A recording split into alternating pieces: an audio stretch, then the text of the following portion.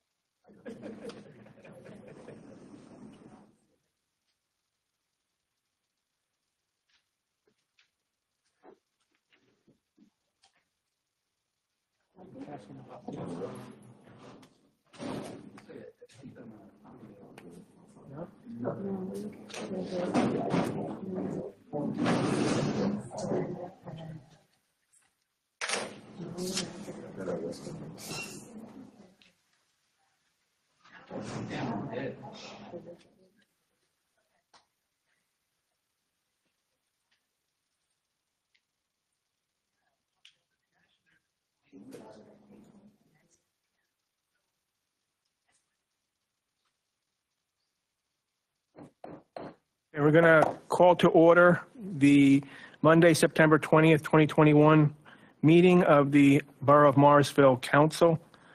Please rise for a moment of silence and the Pledge of Allegiance.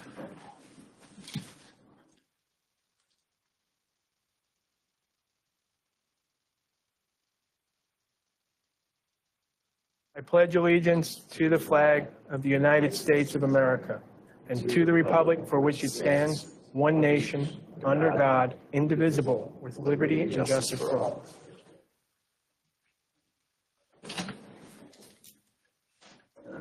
All right, can we have a roll call, please? Yes. Mayor Ravella? Councilman Bowers? Should be.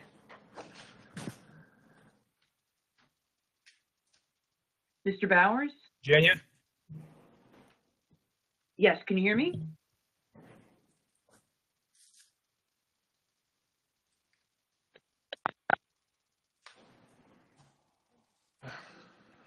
I can hear you, Virginia, on the Thank Zoom God. call. He's doing the record, though. Oh. That's weird. I don't know why they can't. I heard Ted. Yeah, me too. Me too. John, Let me. does this turn Virginia or everyone off with having the? Can you hear me in the room now or not? Judy or We're Ted? not getting any Judy? sound. Can't get roll call. They can't hear us, Scott. I can hear them. Me too. Yeah. I hear both of you. I guess they just can't hear us. Oh. Okay. Gotcha.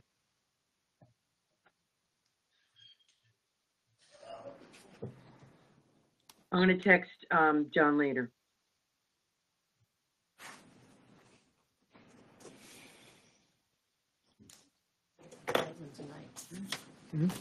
Yeah, it's not. It's certainly not you. It's upsetting.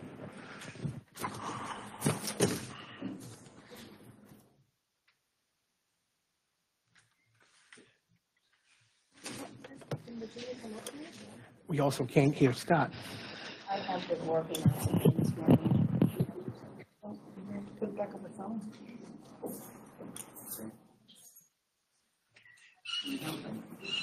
I can hear everybody in the room loud and clear. Hi there. Yeah. Thank you so much. I'm also texting Carrie.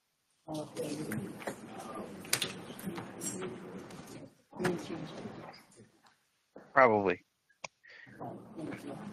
Yeah, I'm talking to John. He's setting up the presentation, and I think that lets us hear the audio, but not the other way around while the presentation's going.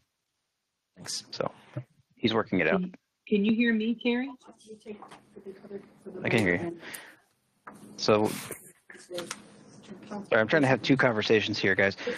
Right now, if John turns on presentation mode for this upcoming presentation, Zoom is muted in the room. The presentation is audible in the room. After the presentation and it gets turned off, it should be fine, but we can still hear everything on that. Can he unmute it so that I could do roll call?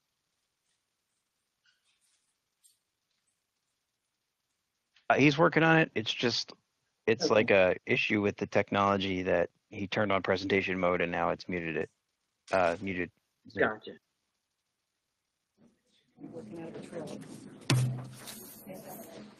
Could be. I'd love to see them give half of that land back. They won't.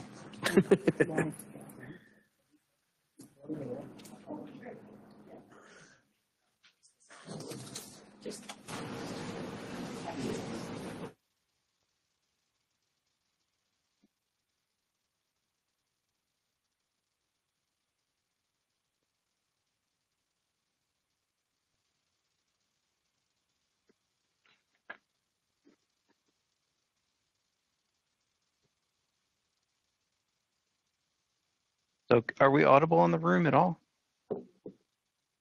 No, I guess not.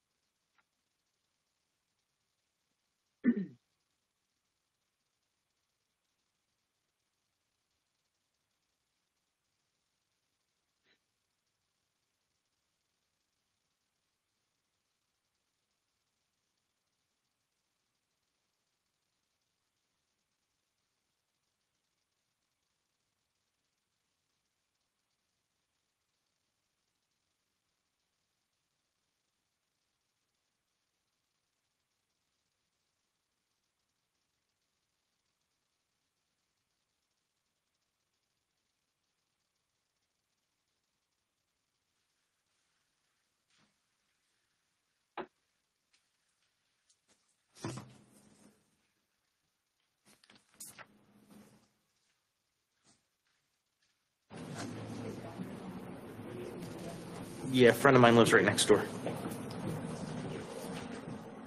All right, so, but the room still can't hear us? We can now. We can Okay. now. Oh, okay, good. And if you can finish the roll call, I'm sorry about that. The presentation mode mutes Zoom, which we just found out now. So we'll do the presentation afterwards, but for the moment, we should be all set. Okay. Mr. Robinson, are you still there? Yes, I'm still here, but I have a question, Terry. If the presentation mode's going to mute, am I going to be able to ask questions about the presentation, or is that not going to be possible tonight? It would probably have to be afterwards. We weren't Okay. aware that it would mute Zoom's audio input to the room to have the presentation shown, but that appears to be how it works. Is this something new with Zoom? Because we've had presentations on Zoom and you can hear. The issue is that the presentation is not through Zoom, it's through the local input to the life-size system. Wow, okay. Excuse me, Terry, would you be able to email me the Zoom link and I could put it on my laptop and then Scott could possibly still participate? That's okay, Judith. Just. All right. So I'll be okay. All right. Thank you. Virginia, roll call, please. Yes. Mayor Rivella? Councilman Bowers? Here. Councilwoman Halaho? Here. Councilman Nickel?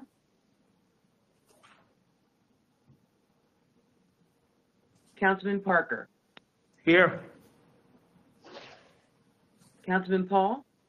Here. Councilman Robinson? Here. Councilwoman Sherlock Here.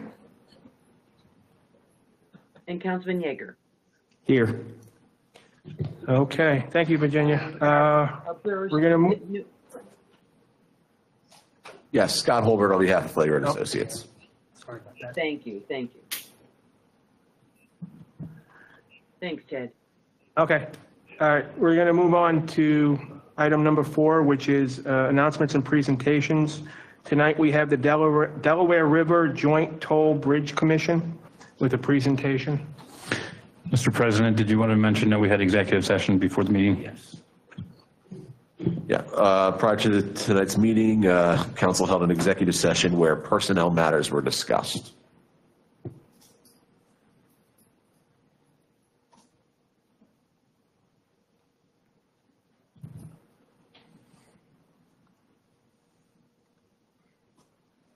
Whenever you're ready. Okay. I don't have.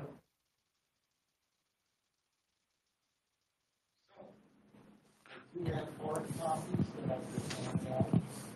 And just to read one down, it's all on the paper.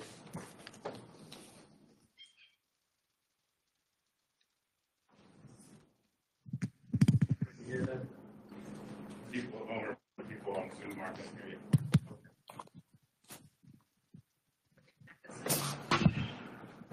Well, so far it hasn't connected in yet, so. Very good.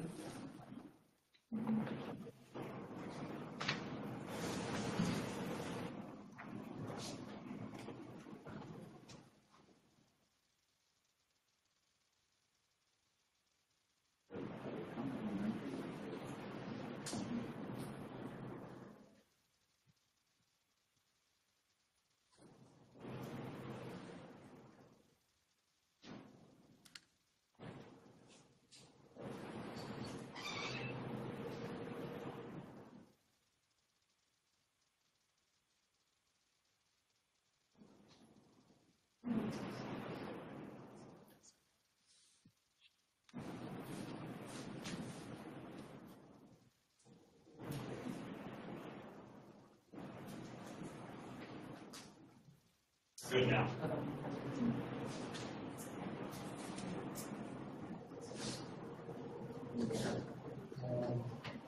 Trying to just restart it. Yeah. Oh, that's,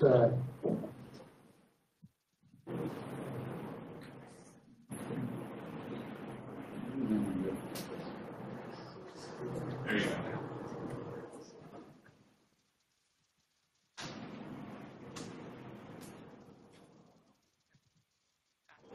there we go.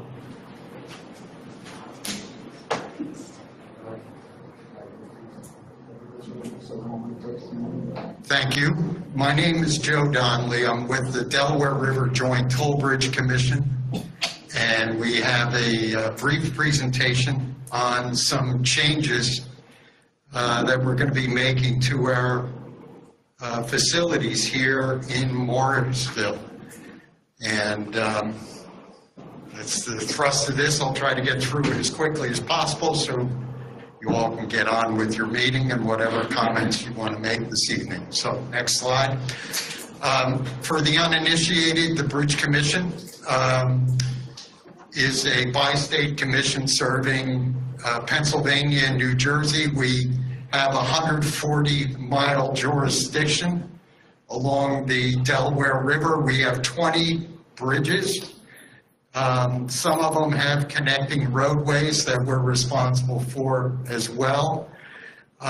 Tonight's presentation will be concerning our southern region and most notably Morrisville. So that's the section of the map there. That's Bucks County.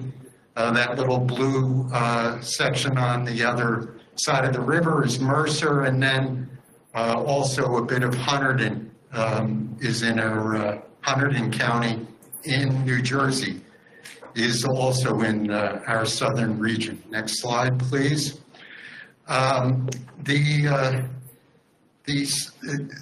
We have a project that has already begun to some degree. We have 3 southern region base locations. One's here in Morrisville, right next to the Route 1 bridge. We have another one that is property that we recently purchased within the last 3 years or so in Langhorne section of Middletown Township. And then we also have up at the Route 202 bridge, the New Hope Lambertville facility. We have the property in Langhorne. We've cleared that, and we're going to be constructing all new buildings there. It used to be a turkey farm. Here in Morrisville, the property was first developed in 1952. It's in need of an overhaul, and part of that overhaul here in Morrisville is that we're really going to have a bit less of a presence due to the larger and more centrally located Langhorne facility, which will be able to better serve our newer and larger Scudder Falls toll bridge. And the additional changes under this project at New Hope Lambertville, there's just a fueling island that's going to take place up there, and that's next to the Route 202 bridge, if you've ever used it. At the Morrisville site, we, in 2020, constructed a salt storage building. It's 500 tons, and that was completed in time for the winter salt and plowing season this past year. We also are right now constructing a rather small building to centralize all utilities for that site, most notably electric, gas, and then the communications, telephones, internet wiring that's going to come into the site. We're going to be, as part of this project, we've contracted to construct a new, what we're calling an ops building that will serve the toll personnel at Route 1, at the toll plaza there. And then additionally, we will have our security personnel in that building. That is going to essentially replace the 4-story building that's been there for the past nearly 70 years. And then once that's done, we're going to redo the maintenance section of that facility and essentially have a smaller garage, and in concert with that, we'll have fewer trucks and maintenance and equipment vehicles on that site due to the new Langhorne site being constructed and put into service, hopefully by the end of next year. In concert with this, we'll be upgrading the stormwater retention system at the site. We're essentially be recharging groundwater as much as possible. At that site, we're going to have expanded landscaping as part of this project. I'll get to that a little bit later. As I mentioned, we're having new utility lines and connections into the site. We're going to have reduced vehicle storage and parking. Part of the reason there'll be less parking is because all of the people who used to be in that 4-story building, except for the toll personnel, have been relocated to Scudder Falls. We have a new modern office building there. And then that sort of outdated, frankly ugly 4-story building that we have there now will be demolished, and we'll have much, while they're smaller, there'll be much more modern and I think handsome looking buildings than what we have there now. Next. In terms of the new buildings, I just wanted to have a slide that shows the difference in size. Our old administration building was 24,000 square feet. The new one will be 16,000 square feet. The old vehicle storage, garage buildings and maintenance building that we have there now is 12,000 square feet. The new one's going to be 9,000 square feet. We already have a larger salt shed than we had before. You really couldn't see it because it was obscured by the administration building. But what we had there was 210-ton capacity. It is now 510 capacity. And the one virtue of that is we'll have to have fewer deliveries. So that is and of course there's cost savings to buying salt in larger bulk quantities. The other impacts, will have fewer employees at the site. We'll have fewer commissioned trucks. In fact, trucks have largely been removed from the site due to the construction that we have taking place there to a limited degree right now, but that will ramp up pretty soon. We will have site fencing for the construction process. Wood Street between Bank and Grove will be fenced off. That is a commission-owned street. That's at least that segment of it. And that will be fenced off, so we will no longer be allowing cross-through traffic in there for obvious safety reasons. We will have a reduced maintenance service area. Once this series of changes get made, the site will be strictly limited to serving the 3 bridges between Trenton and Morrisville, and those are the Calhoun Street Bridge, the Lower Trenton Bridge, which everyone calls the Trenton Makes Bridge due to the sign, and then the Trenton-Marsville Route 1 toll bridge. And then finally, as a part of all these changes, the responsibility for Scudder Falls will shift to Langhorne. I mentioned before we will have plantings on the site. Among the new trees and shrubbery that's going to be put in there will be apple serviceberry, red twig dogwood, white spruce, Austrian pine, mission arborvitae, and juniper. So just to go through the construction very quickly, as I mentioned before, we had the we had the salt shed project back a year ago. Part of that was getting the stormwater piping upgraded for the site. We then proceeded to do construction for the 500-ton salt shed. You can see it, how it rose upon the landscape there. We can just keep going along quickly.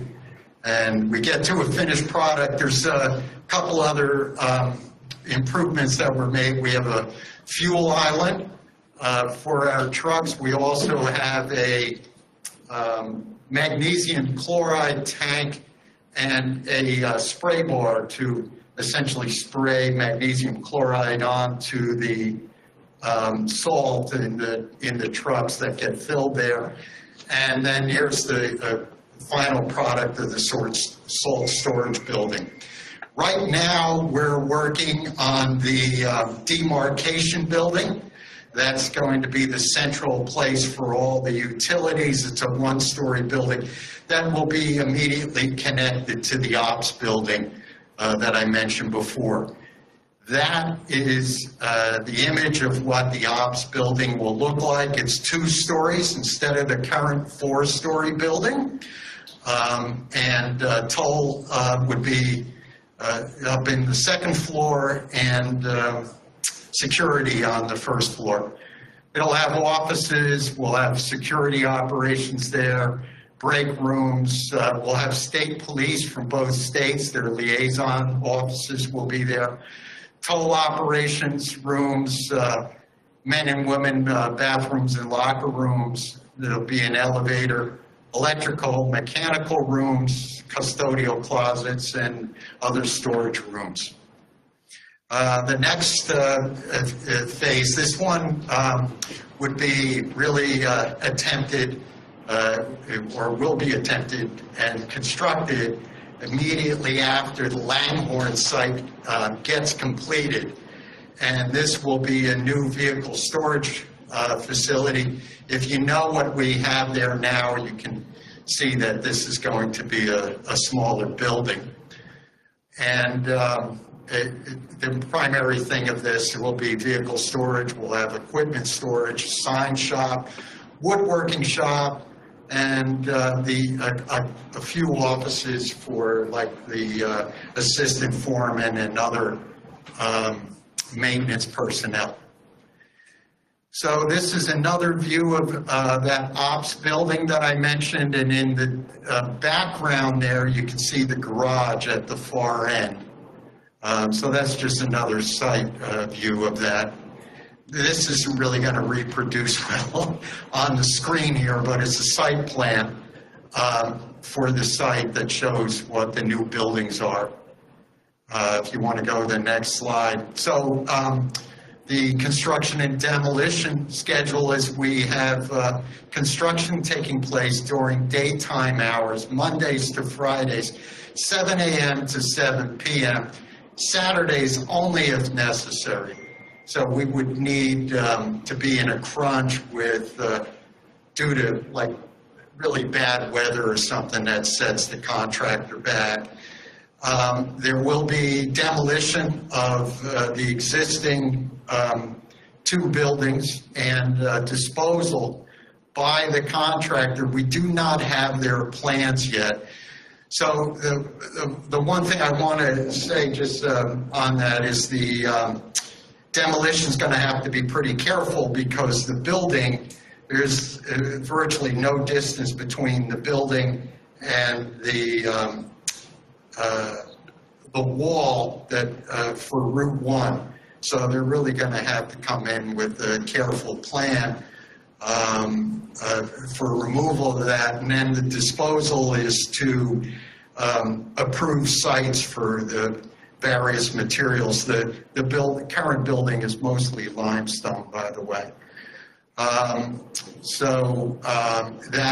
There will be no burial of materials at the site. It'll all be carted off. We will not have, at least as planned, no overnight project work. We've already contracted for a piece of property and moved trucks to it at the border of Morrisville and Falls Township for the trucks. So they've been moved off the site, and I gather some other equipment has been moved there as well. And while during construction, our toll personnel will be in temporary trailers providing access to the toll area. I believe that will be 2 trailers, one of which will be up along Route 1, right next to the toll plaza. For informational purposes, the project team, our contractor is Bracey Construction out of Allentown, Pennsylvania. The construction manager is Joseph Gingoli and Son of Lawrence, New Jersey. That's in Mercer County, by the way. And then the architect is Gannett Fleming, which is a pretty large firm that works in both states. We have a project webpage. These images are available there, as well as much of the other additional information. And that's DRJTBC, that's the initials of my agency's long-winded name, drjtbc.org/projects, /project singular /Morrisville. And it's essentially in the project section of the website. And my colleague, Jody Insko, is our Community Affairs Director. She's always very good about making herself available. Is reachable by phone. Her desk is 267-394-6561, and email is jinsko@drj, T as in Thomas, B as in boy, C as in Charlie.org. And I think that's it. So, thank you. Thank you. Anyone have any questions?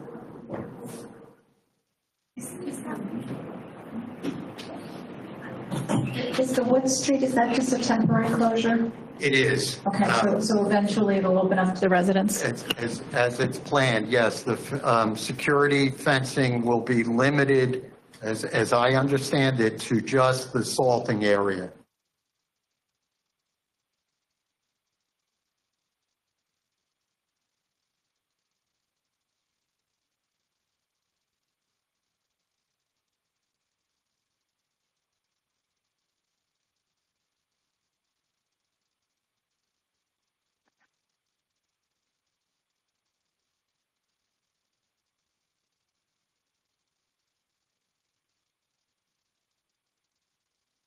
Scott, are you still there?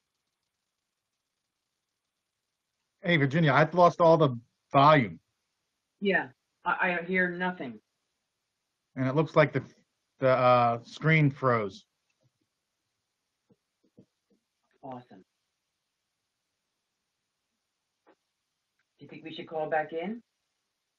No, it's not a Zoom problem. Oh, It's thank you. a life-size to Zoom problem. I'm gonna text John. I don't know if he hit the wrong thing or if it just coincidentally disconnected. Sometimes we have that problem. Mhm. It's one of those things. We're using the life-size cloud and the Zoom cloud, and they have to connect to each other. Oh no, wait, it's just Right. audio. I can see people moving.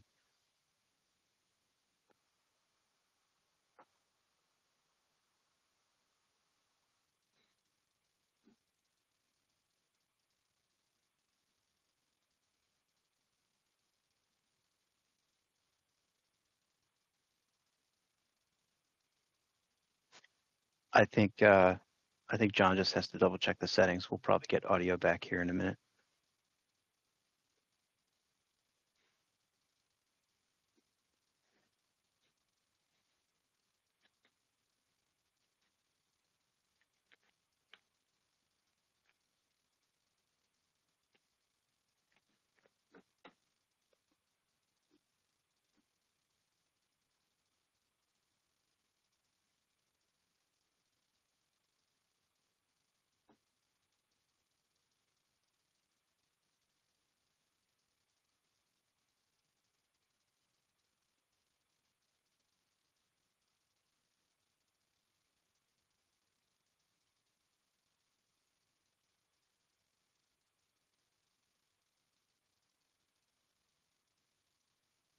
I'm gonna have to give him a quick call because it's not coming back.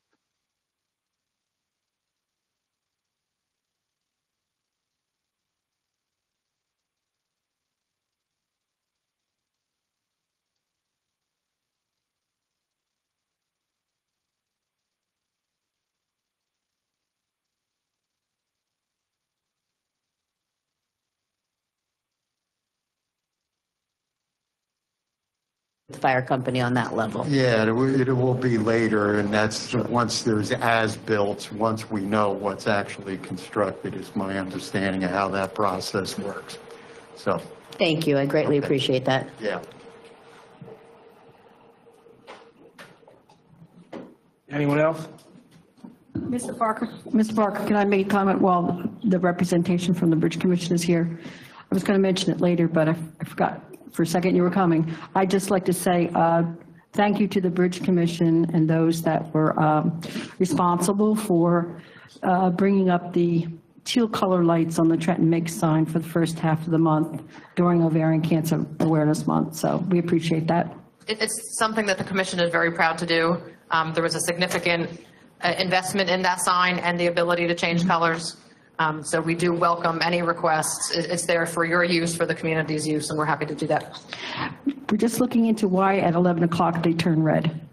So I've asked the Just question. standard, just for continuity, that regardless of what the special color is, 11 o'clock every night, it does go back to red, just for continuity purposes.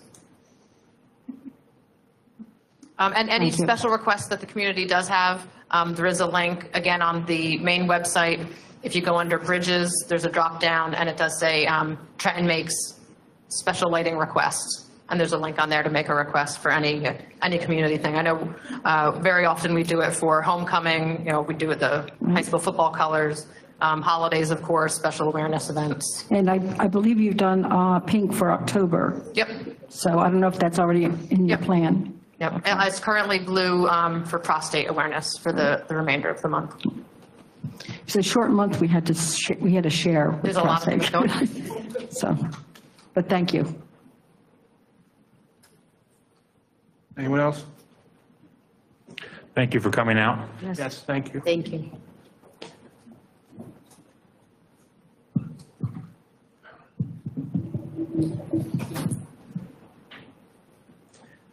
Okay, we're going to move on to public comment. We're going to read your name, and then you're going to come up and you're going to say your name and address, and you have 3 minutes. Molly Rafferty.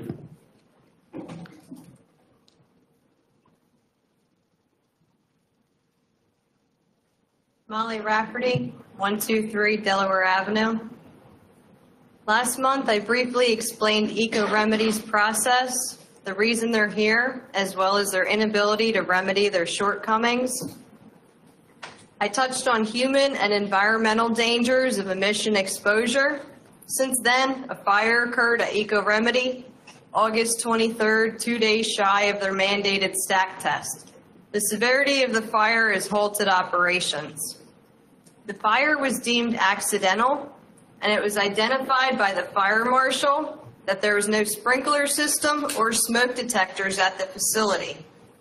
From their mystery emissions, uncontrollable odor, negative air pressure claims, and now to a lack of fire safety equipment, this demonstration project has further demonstrated irresponsibility, inconsideration, and to be utterly dangerous.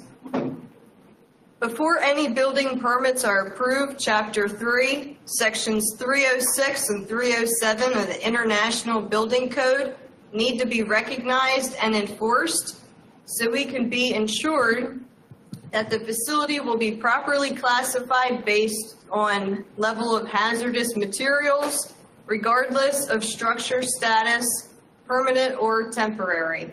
With that comes enforcement of the International Fire Code and the International Mechanical Code. The building should have been equipped with an indoor sprinkler system. In many cases, it's required to have an outdoor, a perimeter fire safety system based on the gasification process and tempering chamber, as well as a regulated shell temperature monitoring system for equipment with a designated chemical fire safety system for protection of equipment with safety operation overrides. 1 minute. With the designated operations and equipment within the facility under normal plant review, building subcode officials and fire safety subcode officials would have addressed and required the adequate fire safety equipment as well as the proper building structure, which would not have been a wood pole barn. Example, this structure had no ceiling. Under normal building code guidelines, it would have had a mandated 2-hour fire-rated ceiling minimum, and the ceiling height would have been determined based on operating temperatures. All wood would have been covered with a fire-rated material, also with the 2-hour fire rating minimum.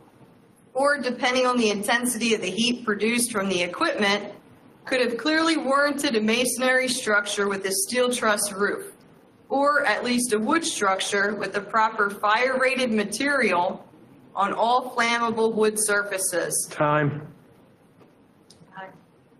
Could I have 30 more seconds? I'm sorry. All right, that's just 30 seconds. Thank you. This was a shameful oversight. Eco Remedy's only accomplishment here was successfully and consistently diminishing their credibility. After all their deficiencies, it would be irrational to allow them to resume operations, whether it be here in the borough or in Falls Township. If you do allow them to resume operations, it must be done to code. Thank you. Thank you. Deborah Colgan. Name and address. You have 3 minutes. Deborah Colgan, 120 West Hendrickson Avenue. At last month's council meeting, there was a comment that suggested the borders of Williamson Park are somehow murky. This is far from the truth.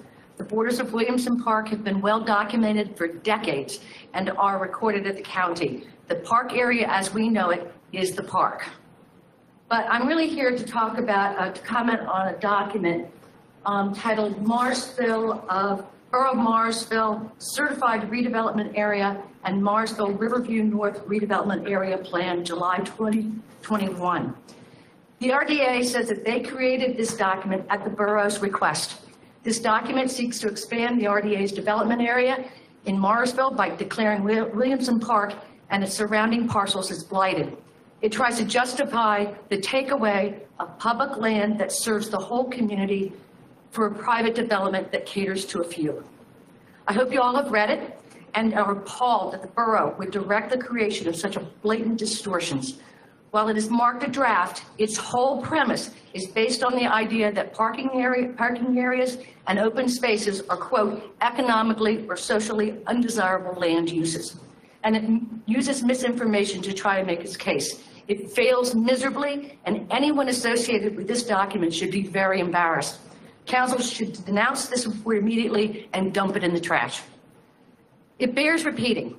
The park has existed and has continually been in use since 1939, providing a venue for a wide variety of recreational activities in a lovely riverside setting. It provides massive stormwater management and many environmental benefits. The unprecedented flooding events in the region should be a cautionary tale. High-density apartments, commercial buildings, and restaurants do not need to be built in the flood risk area. There are much smarter areas, places to build. More importantly, it's just irresponsible. 1 minute. Instead of this disastrous Select Marsville proposal, we should be talking about how to improve the physical imperatives of our borough. I know that there are serious budget issues, but we cannot afford to allow our town to become dilapidated and blight to actually become a reality. We must use some of the resource plan, the rescue plan dollars to fund public works, some public works. Either hire some more workers, preferably, or at least outsource some jobs, such as sorely needed painting. It's needed everywhere. We also need to restart grant applications for Williamson Park improvements. There's money we're missing out on. Inaction on improving Williamson Park is stretching into years now. It's inexcusable to continue. Let's get back to productive work that benefits Morrisville and stop wasting time and money on ill-fated and unfeasible concepts. Thank you. Thank you. Mary Arenda.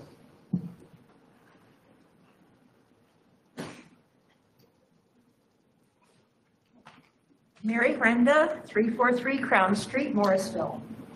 The draft document dated July 21st, titled the Borough of Morrisville Certified Redevelopment Area and Morrisville Riverview North Redevelopment Area Plan, which Council has recently received, is dishonest and was written to achieve an illegal act. The document seeks to expand the Bucks County Redevelopment Authority's redevelopment area in Morrisville in order to take Williamson Park for private development. This is illegal under Pennsylvania's Donated or Dedicated Property Act. Under this act, public property belongs to the public. The government entity in charge of the park must protect and maintain the park for the public's use and may not change its use from that as of a public park. The document includes 15 photographs taken of properties in the proposed redevelopment area and compares them to 7 criteria from the 1945 urban redevelopment law that the RDA uses to falsely demonstrate that the area is blighted and in need of redevelopment. Anyone who lives in Morrisville would quickly see that the document's aim is to manufacture a false impression that Williamson Park, which makes up approximately 40 of the approximately 44 acres that make up the proposed new redevelopment area, is blighted, and to take it for redevelopment under false pretenses. Most of the photos used are small parcels that are not part of the park. Most of the criteria used are highly subjective and depend on the motivation of the person writing the document. Also, they do not apply to Williamson Park. Only 3 of the 15 photos used to falsely demonstrate that the area is blighted are actually of the park. 2 of these are the parking area next to the levee near the Calhoun Street Bridge and the restrooms for the Canal Towpath in Delaware Canal State Park. This lot is used for parking by residents living on the west side of Delmore Avenue in older homes 1 minute. without space for parking on their house lots. Clearly, this parking lot is not blighted and serves the community well. The other photo of the park is of the now closed snack bar for the pools that were destroyed in the 2005 flood. It has been painted by the borough since it was closed and is now, with its roof patio and picnic tables, used quite often for picnics and outdoor meetings. It's quite popular since it's adjacent to a parking lot in the park, free to use, and near a basketball court and plenty of room to play. Notably, there are no photos of the popular well-used tot lot, no photos of the well-maintained Little League ball fields, 3 of which are lighted, nor of any of the basketball courts or tennis courts, nor the stage, nor the large picnic pavilion, nor the levee trail, nor of any views of the river from the trail. Most of the non-park photos are of small parking lots along the Delmore Avenue side of the park. Time. Needed by residents living in older homes across the street. They are needed, used, and not blighted. Reject this document and see Williamson Park.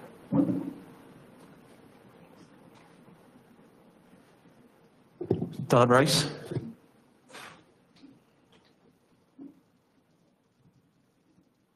Name and address, and you have 3 minutes after you state your name and address. Good evening. Don Rice, 343 Crown Street in Morrisville. It has been a difficult month for Williamson Park transparency. First came Senator Santisiero's secret meeting at Borough Hall.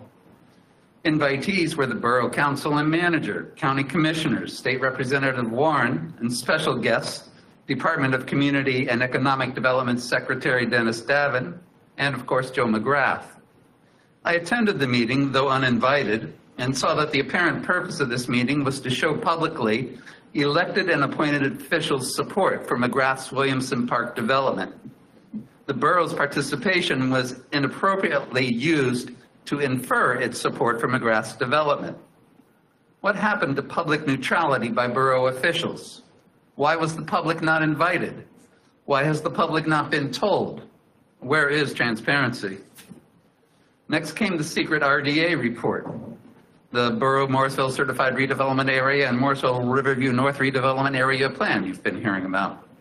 This report is unprofessional, unethical, and illegal, and its biased conclusions are: 1, Williamson Park is blighted. 2, the park needs to be included in the Riverview North Redevelopment Area so the park can be redeveloped. At last Friday's RDA meeting, I was able to ask the executive director why they wrote this report. Their answer was that Borough Council, you guys, requested this report with Resolution 9J, passed at the December 21st, 2020 council meeting.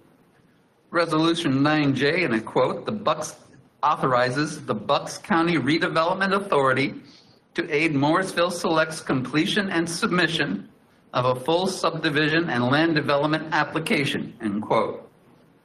The RDA maintains council asked for the secret report by passing Resolution 9J. Your solicitor wrote 1 minute on July 21st, 2021 that, quote, at this time, all the Borough Council has done concerning Williamson Park is listen to a conceptual plan for a proposed land development project. Obviously, the RDA disagrees. This past month demonstrates that council's claim of neutrality and transparency is not supported by their actions. Thank you. Thank you.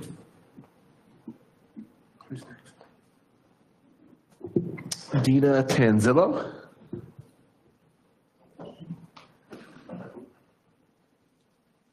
Hi, Dina Tanzillo. I'm at 136 North Pennsylvania Avenue. I'm one of 4 generations of my family to live on the island in Marsville, Pennsylvania. My father is still happily situated on the narrow sycamore-lined street of Central Avenue. He has a lovely postage stamp-sized backyard that overlooks South Field. Our neighborhood is a horseshoe-shaped street situated in Williamson Park, and we have long endured flooding and traffic issues. We are 2 of many residents who are very upset about the proposed redevelopment of the community park. We believe that this development will bring about changes that will greatly devalue our homes and diminish our everyday quality of life. As you know, the Free Trenton Makes Bridge is heavily traveled, and Bridge Street is already unable to accommodate our current traffic needs. We have struggled with traffic on Park and Central Avenues for years and have difficulty getting in and out of the neighborhood due to the number of cars clogging access at Bridge Street. Currently, 1 car at a time is able to navigate Central Avenue, and there is a need for drivers to extend passage to each other on a regular basis. I won't even get into the issues that we experience during snow events. There's no place to put it. The addition of a new commerce area will result in even more traffic, increase the number of cars parked on our narrow 1-lane street, and further limit access to residents and emergency responders. We are also very concerned about the impact that future flooding events will have on our residents. Changes to the topography of Williamson Park have created what can best be described as a bathtub without a working drain. We all know that additional paving and construction will result in more widespread and extensive devastation when flooding events occur in the future, and that new stores and residents will also be affected when flooding and drainage problems occur. Finally, we're concerned about what this development will attract. My father and his neighbors are likely to find a loading dock for a food store in their backyards. In addition to tractor trailers delivering food items at all hours of the night, there will be smelly dumpsters full of trash and rats. The area is likely to attract panhandlers and homeless from nearby, and there will be an increase in crime. Light and noise pollution will become a regular issue for the residents, many of whom purchased their home with the understanding that Williamson Park was to remain a park and not allowed to be sold or used for this kind of development. Additionally, Marsville is a small walking community with active bus routes and more than our fair share of bridges. The roads surrounding Williamson Park are already regularly clogged with cut-through traffic. Speeding, congestion, and pedestrian safety issues will become more pronounced as a result of this proposed development. Community parks increase property value. Access to open space, team sports, sledding, basketball, tennis, picnic areas, music and movie events, as well as the beauty of nature, improve quality of life. We are eager to benefit from improvements that will allow our residents and surrounding communities to benefit from our beautiful park. Once the park is gone, it will be gone forever. Time.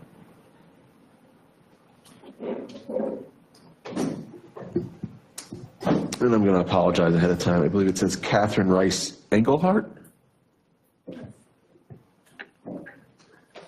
I don't really have a presentation. I just noticed that through the Please state your full name and your address, please. Catherine Price Engelhardt at 227 Robertson Avenue. Thank you. I just noticed that there was a decrease in complaining about our garbage pickup on the Facebook to social media that we have, and wondered if you'd seen an impact at the manager's office of complaints since last borough meeting.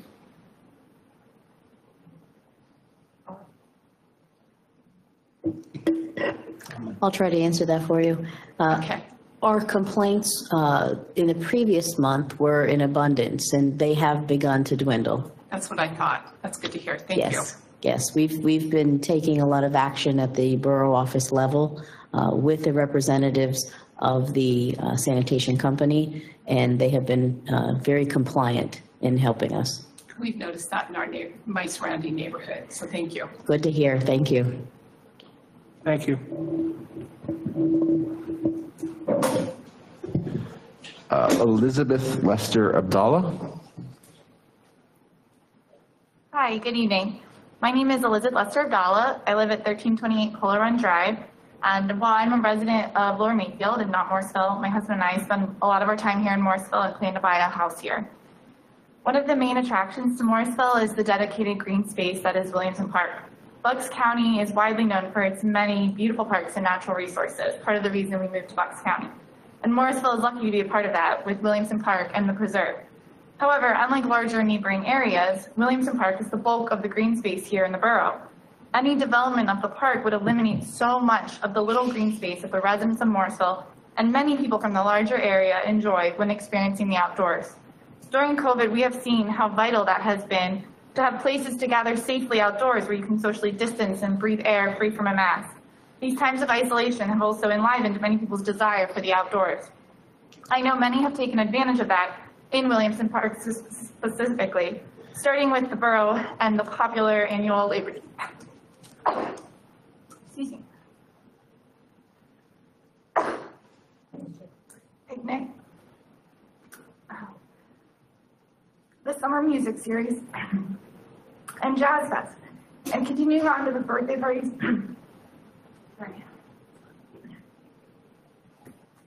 The birthday parties I see in the park, the dog walkers, the sledders I saw in the winter, the community groups, and Little League. All of which is to say, it was extremely disheartening to think of all that disappearing. I know the council has made clear at past meetings that the park is not on the monthly agenda, and that there is nothing to discuss until we have something submitted to the council from the developer. But then the developer meets with the council and the state's economic development secretary and our local reps and county commissioners about the park without public input and feedback. And then there's the draft of the expansion of the redevelopment area, as you heard. With the RDA, I'm sorry, I don't know why, seeking to expand the redevelopment area solely to cover the park acreage and designate it as blighted, which would allow the RDA to take possession of the park. You can see how upsetting that may be to people who support development in the borough and would love to have development here, but do not want it at the expense of the park.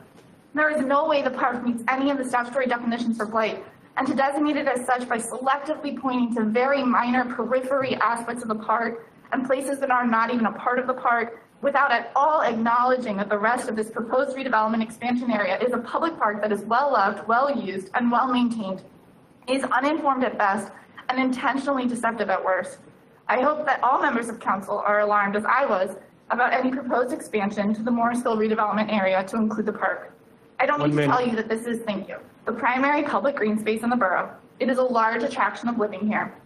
Please do not allow for the development of the park and seek other places for development. Thank you so much. Thank you.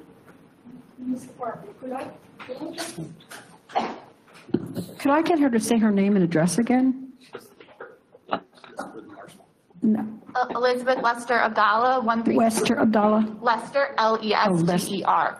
And then there's a hyphen, A, B as in boy, D as in dog, A-L-L-A. I live at 1328 Polo Run Drive in Lower Mayfield. Thank you. Thank you. Let's go on. Eva Kastner-Puschel.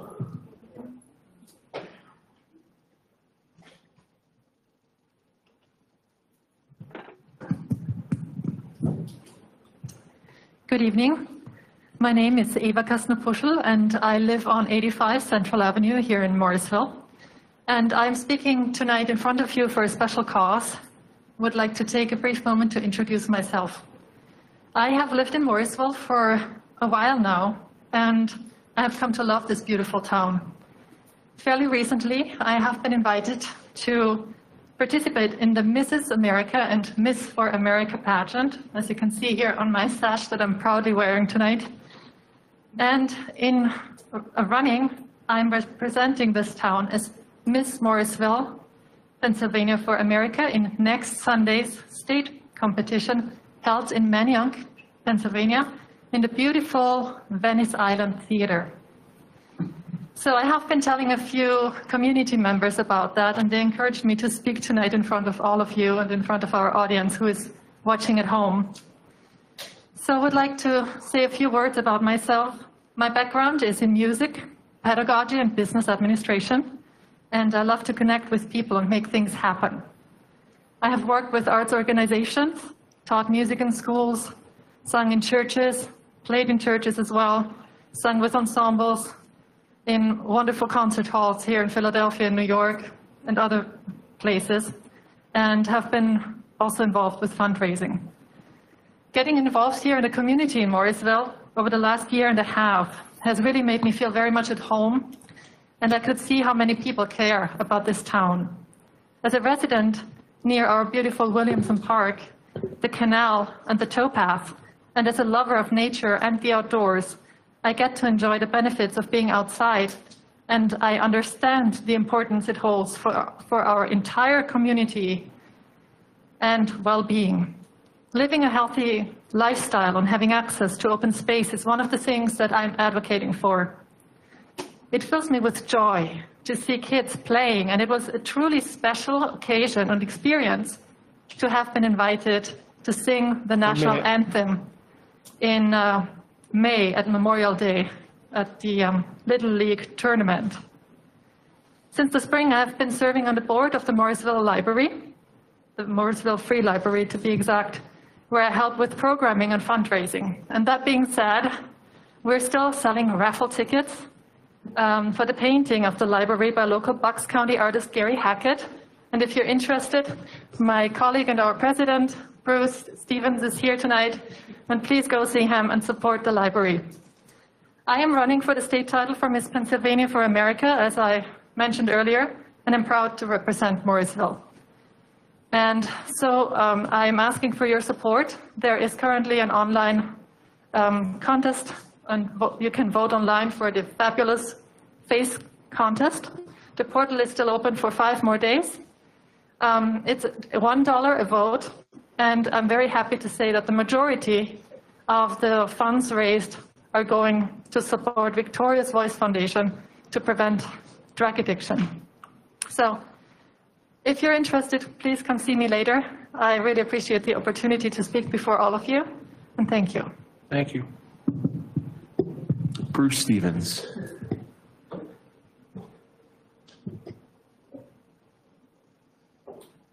Yeah, Bruce Stevens, 714 Crown Street. As my colleague said, we have had a painting done by Craig Hackett of the Marsville Library. Our intention is to pursue its classification as a historical site, and to that end, Jeffrey Marshall with the Heritage Conservancy in Doylestown will be working with us so that we have good direction. As you know, he's done about 40 different sites in the county. And for those of you who haven't had a chance to participate in the lottery, I have tickets. Thank you. Thank you. Suzanne Zakowski.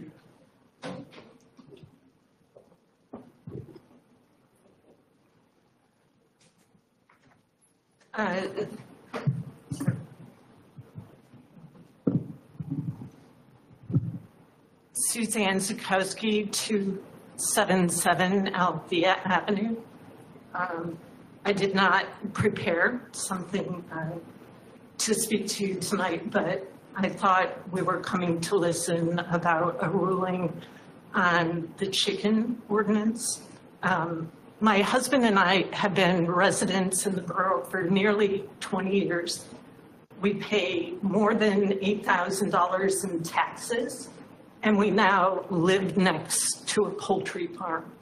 Renters, not homeowners, at 111 Melvin have upwards of 25 to 30 fowl at once and have admitted to having up to 7 roosters.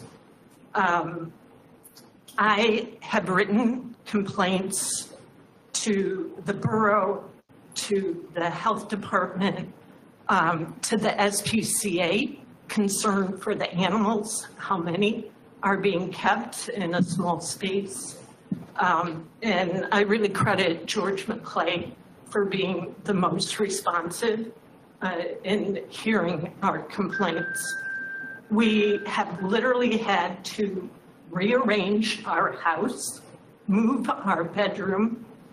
We have had to take corrugated plastic along our fence line because while our current ordinance requires that people remove excrement daily and off-site twice a week, this has not happened a single time since the onset of March. The tenants would hose the excrement into our garden. We have had chickens on our property more times than I can count, had to put a fence in our front yard, where previously for 15 years, I would mow both their yard and ours. 1 minute. Because I think the property looks better that way. I believe the council is not upholding the current ordinance for the standards set. We really were hoping that council was voting on a ruling tonight. So to say that we're disappointed that it's again at the end of the agenda and the strategy is to present to a committee. This approach was mentioned back in your July meeting, I believe. Tenants pleaded guilty to a noise disturbance in court back on July 17th. 60 days later, we still have 2 roosters next door. I ask you, please expedite the revision to the ordinance. Thank you. Jane Berger.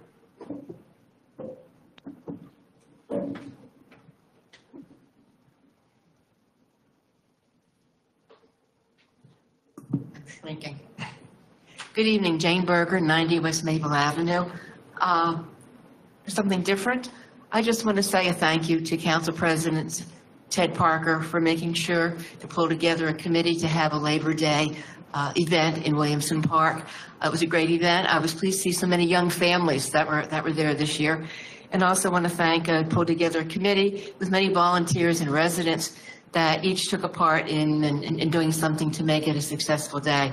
I just had one question. At that meeting, it was talked about a food truck, I'm not sure I'm going to say the title of it, frenzy and a festival or music festival, something that's planned for October, again, in our park.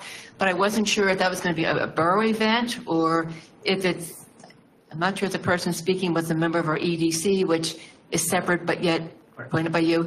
If it's something that the borough is a sponsor or co-sponsor of, would that be something you'd want to add to your agenda tonight? Or if it was, again, a totally private event by someone outside, then they would go through the administrative process for using the park.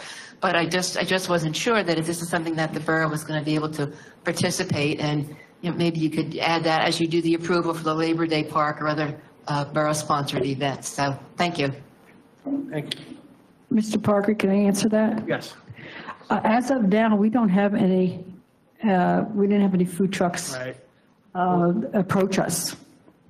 So, and the ones we had discussions with have backed out. So I don't believe it's going to happen. And I could be wrong. It would have been a borough-sponsored event, as far as I understand. Yeah. I mean, who knows? Maybe. Yeah, hopefully next year. Yes. I made a commitment to try to get the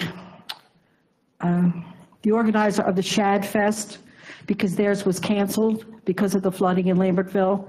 So I thought the possibility of those food trucks might want to find another venue to make a few more bucks, but that hasn't transpired yet. Well, thank you for your efforts for that. And sure. We keep trying, because I know in 2019 there was a fall event in the park with various activities and pumpkin painting and all, and it was nice. So I was looking forward to something happening again. Thank you. Thank you. May I ask a follow-up question to that topic? Sure. And what is the reason for the food trucks backing out? Do we know? That I don't know. No, that I don't know.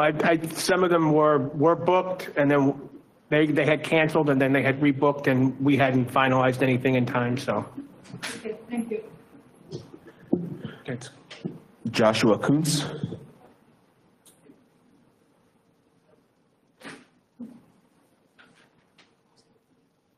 Hey everybody, I'm Joshua Kuntz. I live at 40 Union Street, right over there. I'm super tired and crazy exhausted. It's been a long month, but it's nice to see all of you, as we only have so short of time to be able to bond in these 3-minute conversations. But figured I'd kind of I was not very prepared today, but I just wanted to throw a little bit of something. Earlier in the month, after the flood, I had found some energy and some time and went over to the preserve and was picking up some trash because I had a trash bag with me. So it was a great little occurrence. But it was a little bit sad because it kind of reminded me of the impending climate cataclysm that's coming our way. And it's depressing. It reminded me, while I was going around, there was a joke that I saw on online about the retirement plan for boomers versus millennials, and it was boomers, it was saying something along the lines if I just get $100,000 more, I'll be able to retire. And then it's millennials was I'm going to die in the climate change wars in 50 years. Great. And so that's the retirement plan for my entire generation. And I laughed, and then I cried and showed it to friends. They laughed, they cried. But there's some of the sentiment that I think is out of there. And it's a weird time that we all exist within. But I think that it can be a really inspiring moment to try to rally ourselves and find space to see if we can make a change that we can make.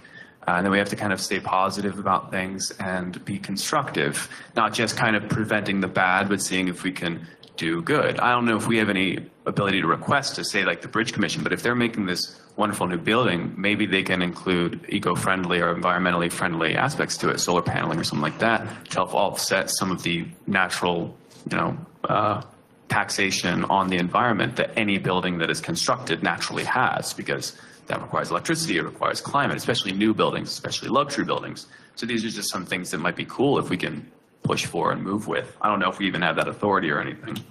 But yeah, so that was just kind of some of my thoughts. I wanted to say thank you guys as always, because I know that as I am tired, I'm sure you're tired. It's an exhausting time, and I think that even if, we're all trying to do the best we can, and we're all trying to do a good job, and I think that that's something that can be underappreciated now, especially when we feel that we're not doing the same good job. But I hope that all of our efforts align, and that I hope that we do good, and I hope you find energy and time and space as we all need it. Thank you. Thank you, sir. Okay, we're going to close public comment. Mr. President. Yes. Oh, that's right. I'm sorry. Sorry. I had a public comment someone emailed in to me and asked me to read because they wish to not attend a meeting because of COVID. So I apologize in advance for probably butchering a name, but public comment from Hannah Cohen and Debashish Gosh, 391 East Magnolia Drive, Morrisville. We moved to Morrisville at the beginning of this year. Our favorite thing about Morrisville is Williamson Park. We play tennis or basketball almost every weekend, sometimes during the week, and we've enjoyed the community events hosted in the park. We think of this as Morrisville's greatest attraction to young couples and families looking to set down roots. The second thing we've really enjoyed about Morrisville is the walkability. We can walk to our grocery, pharmacy, restaurants, bowling, and of course, Williamson Park. However, we are starting to consider moving elsewhere. There are a few reasons for this. Williamson Park may not continue to exist as the dynamic community center that it serves as today. Developers are considering taking away most of the space, and a large portion would be parking. Morrisville has enough parking and needs to capitalize more on pedestrian friendliness. Second point, we want more variety and cafe options in the town. Now that remote/hybrid work is much more common, we both work remotely from home. We are looking for more spaces where we can work from town, things like cafes, co-working spaces, etc. We see this as a great opportunity for Morrisville. Third point, Morrisville is very walkable, but there's not been investment in the sidewalk/lighting. We often walk to Morrisville lanes for some bowling, but the sidewalk is missing in parts along Trenton Avenue, which makes the trek more dangerous. We would like to see the town council help Morrisville maintain Williamson Park as an open space where the community can play sports, be active, and host events, as it is a critical part of what makes Morrisville attractive. Through partnerships, we believe Morrisville can attract cafes and co-working spaces and capitalize on the remote/hybrid work trend. Happy to discuss more. Thank you. P.S. Also, we would like the option to participate remotely and speak, considering the active COVID risk in the county with the Delta variant. And that's it. Okay, thank you. All right. We're going to move on to item 6, which is approval of the minutes. 6A, approval of the minutes of the Borough Council regular meeting of August 16th, 2021. I'd like to make a motion. Please. I have a second. Second. Motion and a second. Discussion. I thought we had decided a couple months ago that we were going to add the website for the videos, and I didn't notice that on the meeting minutes.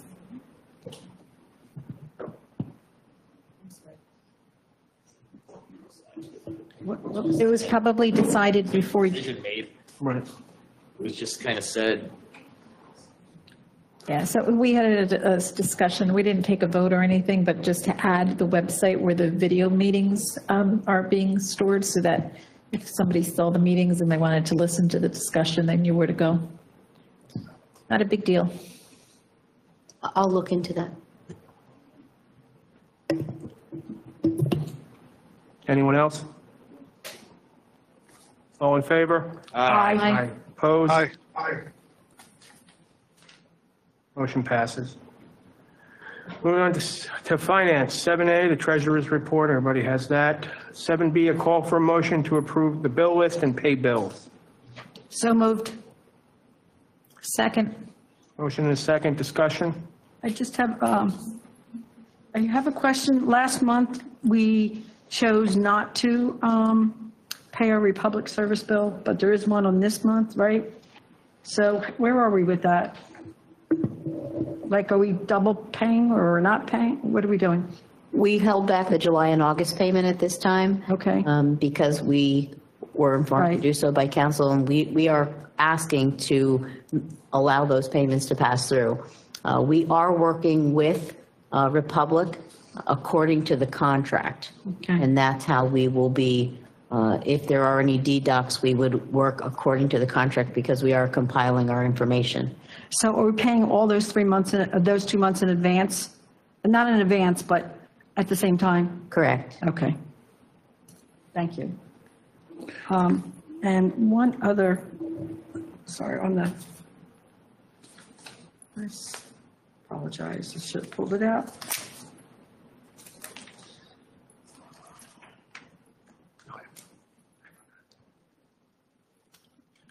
Nancy, while you're searching, do you mind if I make a comment? Yeah, okay. Being the one who brought up not paying Republic last month, I'm going to vote to pay him this month. From what you said and the complaints I've seen online, they seem to be doing something. I will say that they've done this before where they come in, they're compliant for about a month and it fades away. So I will not hesitate to do it again in the future. But I think since they're acting on it, I'm going to vote to pay him. The other question I had, Ms. Stanka, was there was a TD credit card annual fee of $150. Is there any way that we can get out of that? I mean, we have that very large loan with them, and they're still charging us for the $150 fee. I questioned this as soon as I saw it, and I was informed that the banks would not provide credit cards to us without the fee. So because we needed to continue with the cards and there would have been a late fee, I agreed to pay it, and I do have information actually from the borough office staff as to who I need to get in contact with to see if I can have that fee eliminated. Okay. But I am looking into that. Thank you. Anyone else? Roll call, please. Mr. Bowers? Yes. Ms. Alahal? Yes. Mr. Paul? Yes. Mr. Robinson? Yes. Mrs. Sherlock? Yes.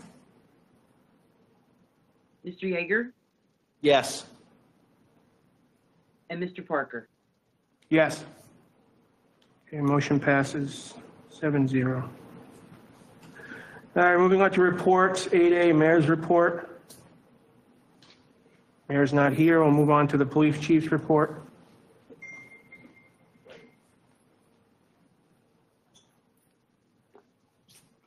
Okay, very quick tonight, council. Crime still is at 30% decrease from last year. Year to date, our 3 nightclubs that we've had tremendous problems with seem to be getting better. Working with zoning, liquor control board, and the landlords, the numbers of people coming out to these places have decreased tremendously. So I think we've gotten the message through to them, but we can't stop now because of the zoning issues. So I'm working very closely with zoning to keep that, see what the future looks like. I know tonight you're going to be voting on an extension of the 60-hour rule. Just to give you some numbers of what's left in the vacation banks for the officers for the rest of the year, with 3 or 4 months left, they still have almost 1,200 hours vacation that should be used before the end of the year. And they have 828 holiday hours that are also in their bank. Most of the time, those holiday hours, they get paid for at the end of the year, but there's a possibility they could use 400 of those, and I need to cover the streets from those. So there's still a tremendous amount of time that is still left on the books for the officers to use. So just please think about that when you vote on that issue. All right, thank you. Also, we put a new sign up this month on South Pennsylvania Avenue. I know. And thanks for that. Was that through a grant or through the? That was out of my budget. Out of your budget? Yeah. The funny thing is, so I walk in the mornings. I know, and you probably saw someone go over 30 miles. 39 miles per hour. Okay. Yeah. Consistently. Yeah, okay. Consistently. I'll take it down then and move it somewhere else. No, I'm very happy with it there. Did you notice how all the trucks and cars slowed down while you were there? Of course. I'm staying in the middle of Route 1 with my lights on, they slow down. I know. And then you left and it went back to the speedway. It's not a speedway. I have a question for you though. Okay. So we have an ordinance on our books about J brakes, retard brakes, I guess. I know nothing about that. We do have an ordinance. We did that a while back. We do have an ordinance, and it tells where the trucks can go and where they can't go. So I don't know how that works, but if there are trucks going through and they're using their J brakes. I don't know what a J brake is. It's when the truck slows down using the engine and it makes a brr, brr, brr, brr kind makes that loud noise. We're not supposed to call them Jake brakes anymore. When they downshift. Well, they use there's an engine brake that they use the engine to slow down, and it makes that very loud exhaust sound. Okay. I can send you the ordinance, but I don't know, do we have to have special officers that are able to give those tickets out, or can they just, does it have to be a motor carrier person? Yeah, it should be a sign. I don't have one. I know, but can a regular officer give tickets for use of a J brake? You can tell, when they're driving and you can hear them and it's a loud noise. I guess if it doesn't need special training, I guess I can have an officer do it. Okay. Well, how about we get the chief a copy of that ordinance so you can. I know, I see the signs that are up on. Oh, yeah, we have signs. Yeah, I never knew what that was. Well, now we'll get you a copy, right? I don't need a copy, but Do you want me to record next time I hear it? It's really bad. It's really bad. Seriously. It's loud. It's loud. It's always going to be bad in this community. It's extremely loud on Route 1. Yeah. Yeah, it's extremely. I can actually. Not that you have jurisdiction over Route 1, but I'm just mentioning it. We don't have jurisdiction up there. Yeah. But they're doing it in Marsville. They'll be on Pennsylvania Avenue heading toward going north on Pennsylvania Avenue, right there by the cemetery when they're going to hit that Philadelphia. Right where I put the new sign? Yeah, but a little further when they're about to stop at Philadelphia, and it's loud. Okay. It's loud. I don't know whether that's, I don't know, how do you take it from that? I don't know. You say, I heard the truck getting louder as it went towards the light? I don't know. Yeah, an actual officer, if I may, an actual officer needs to be in the area at the time Right. of the Jake break, Well, it's making like the noise.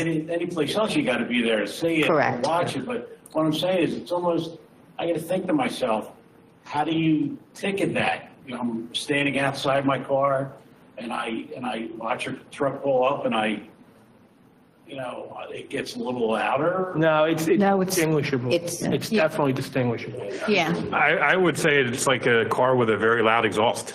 No, it's actually a pulsation. It's a pulsating sound. That's what it is. It's very distinctive. Once you hear it, you'll recognize it again. Well, yeah, because your RPMs are going up. Yeah. Because you're reducing, the gears, right? No, it's pumping. It's different. It's different. It's different then. Can I cut in real quick? There we go. Our trucking Chief, expert. it changes the compression in the engine. Basically, Right. in my tractor, if I drive around with mine on low, there's like 3 settings. If you don't have the Jake brake switch on at all, when you take your foot off the accelerator, you're just going to naturally, you're going to slow down like you would in a car. With the Jake brake engaged all the way up, as soon as you take your foot off the gas, it feels like you slammed the brakes on without touching the brake pedal, and it changes the compression. It's like an engine setting. It was invented like in the 60s, and some of these trucks like. Doesn't your RPMs then go up? They go down. Say again? Don't your RPMs then go up? That's what causes the compression? No. That's from when you downshift, the RPMs are going to go up because you're going to hit a lower gear, which is going to make the RPMs. It doesn't raise the RPMs. When you take your foot off the gas, the RPMs are actually going to go down a little bit. The RPMs will decrease. Like my tractor's an automatic, but the manual ones that I drove over the last couple of years, you have to, when you have the Jake brake all the way on, when you go from one gear to another, you got to hit that gear real fast because your RPMs just fall off a cliff. Now what the problem with Jake brakes is that some of these vehicles, especially like the dump trucks and whatnot that the owner operators have, they want to make them custom, and they play with the exhaust system on them. Like you take some of the small imports that drive around the cars, that they change the mufflers and they're really loud. So if you put an aftermarket exhaust on a vehicle and then you have the Jake brakes on, that's where the sound it's loud and that's annoying. Like when you come across the toll bridge on Route 1, they have signs on the toll bridge that, no Jake brakes, and there's a lot of towns that have that. But it basically changes the compression in the engine, and it slows you down. So it's not downshifting. Thank you, Scott. Although they don't listen to that sign that's on the bridge. They would only make the sign so big. They don't, because you're going to burn a little bit more fuel, but you're going to save your brakes. If you're driving a big truck, you're increasing the life of the brakes with using the Jake brake. Using Jake brake in and of itself, it's not a brake like your brake pedal or anything. It's it's braking. I have a question before he walks away. I hope I do better with that one than I did with this one. Okay.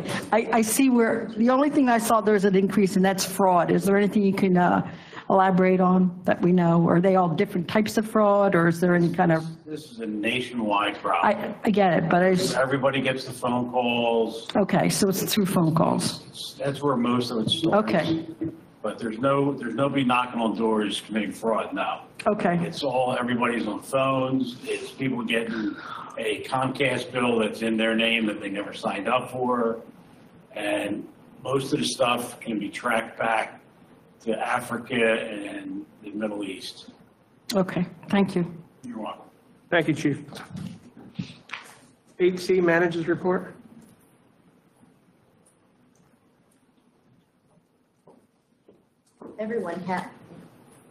My apologies. Everyone has the report in front of you regarding code and zoning. Are there any questions regarding that? Yes. I'm sorry, go ahead. So 131 Harrison, they had written an email about that home would be demolished. And then they said that they would follow up and they would let us know when it's going to happen and et cetera, and give us a timeline. Why is that not included in their manager's report?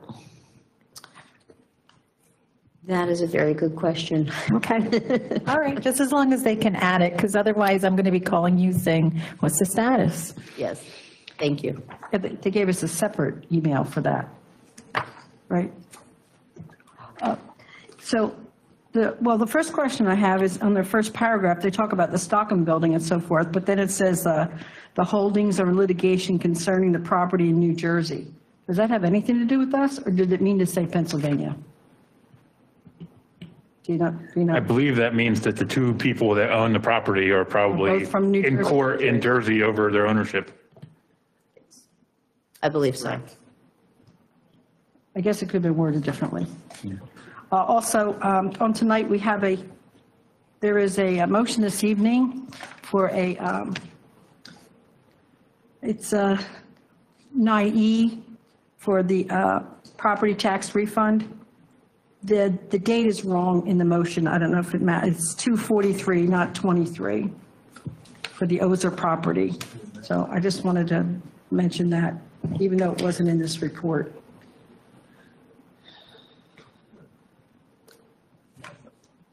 Okay. Thank you, Nancy.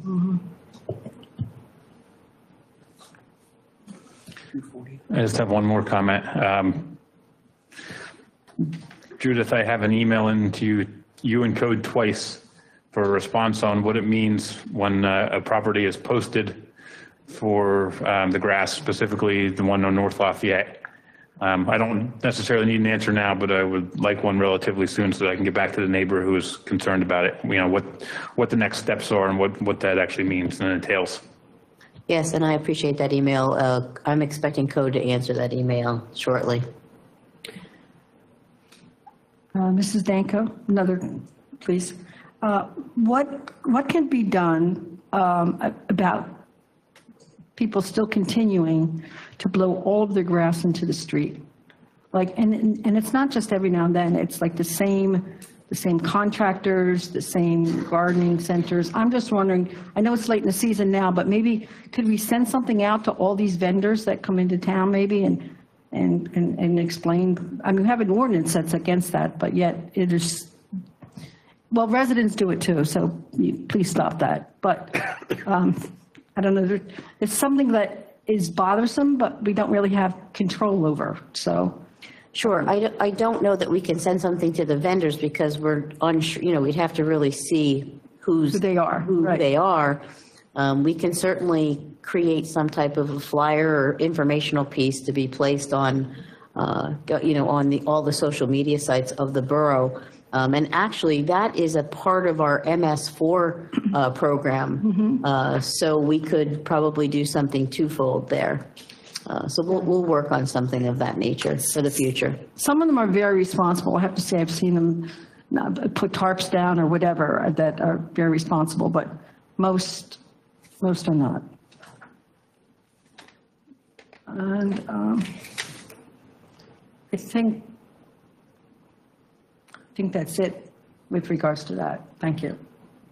You're welcome. Oh, no, I'm so sorry. Regarding 131 Harrison, I know I had asked you this question in email, and I guess the owner's allowed to do whatever he wants, but it's just, and I know it's been a troublesome property, but I just thought, wouldn't it have been nice if maybe, you know, Habitat for Humanity, you know, purchased it from him, or maybe they tried to restore it rather than just demo it. And the property looks quite large, which leads me to believe that maybe we're going to see 2 new buildings on that same property, but that's just speculation. Certainly, and coming in new, I was just out at the property when it was troublesome, and I was happy to see that the demolition permit was applied for, and I helped expedite it due to the fact of the, you know, that the condition it was in. So I was more hopeful at that time with not really knowing what other resources we had within the borough. And I know we certainly have, there's a blighted list at this time, and we do have, you know, several properties on that list. And I've just gotten in contact with the redevelopment authority actually also.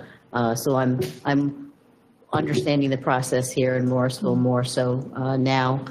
Within the next several weeks, hopefully we can, you know, come up with some more ideas and work with code also But we don't have an application as of yet, other than the demolition.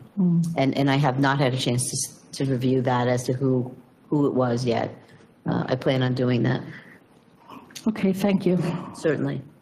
And one last thing for me, I noticed in the Public Works section that the school crossing signs were turned on and programmed. The one outside of Holy Trinity is on at 7:45 p.m. I'm not quite sure how long it goes till, but it is flashing at night. John. I don't do that. The police department takes care of that, so I'll make them aware of that. He's right behind you. Okay. All right. Thanks.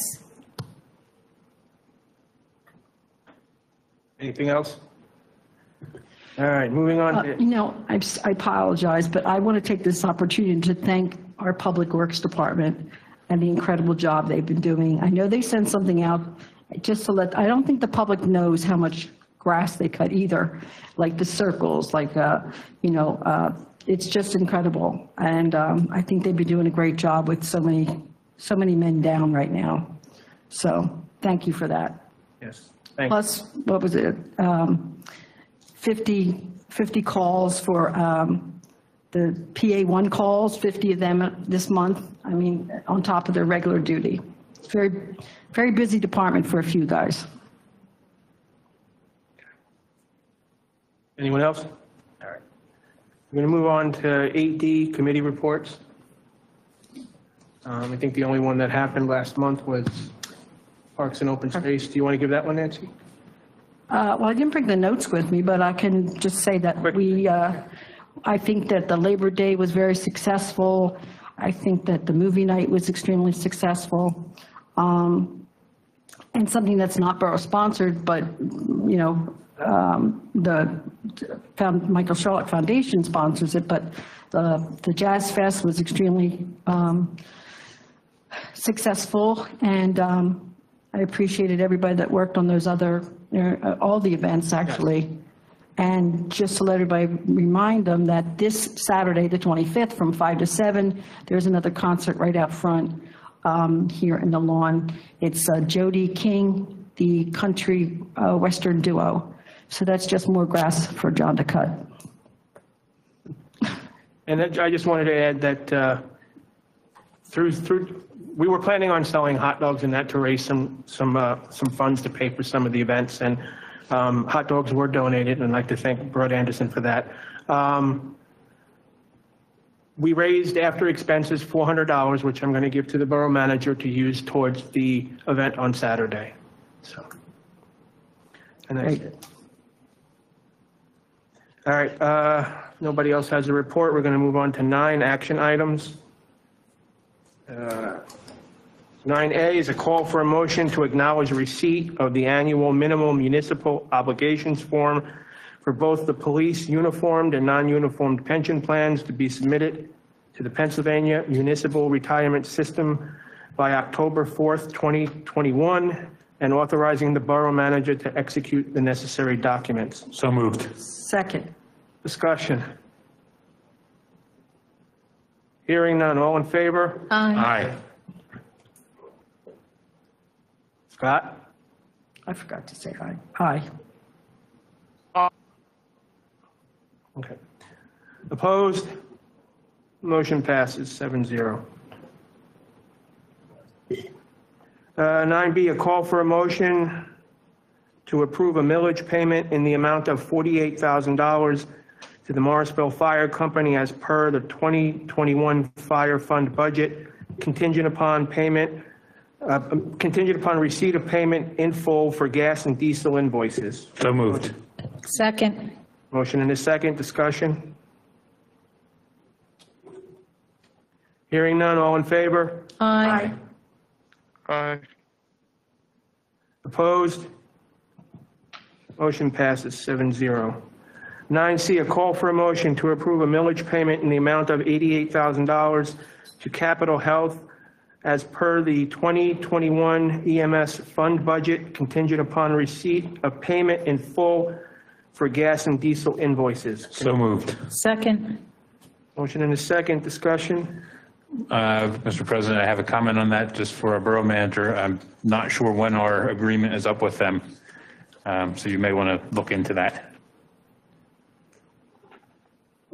Thank you. I know you like lead time on your notices, not known last minute. All right. When was that, Ted? When did we sign that? Was that March or June? Isn't it like 3 years? Yeah, it's been a little while. I'm not exactly sure. I don't remember. Yeah. Anyone else? All in favor? Aye. Opposed? Scott, I forgot you.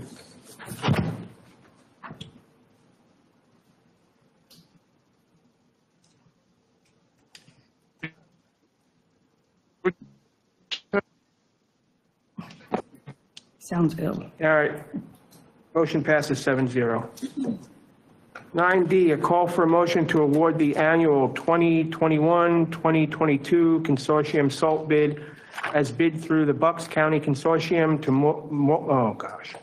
Morton Salt, Inc., $57.88 price per ton delivered and $57 even price per ton undelivered. Contract to run to September 30th, 2022. Can I have a motion? So moved. Second. Discussion? All right. Hearing none. All in favor? Aye. Opposed? Scott, sorry. All right. Motion passes 7-0.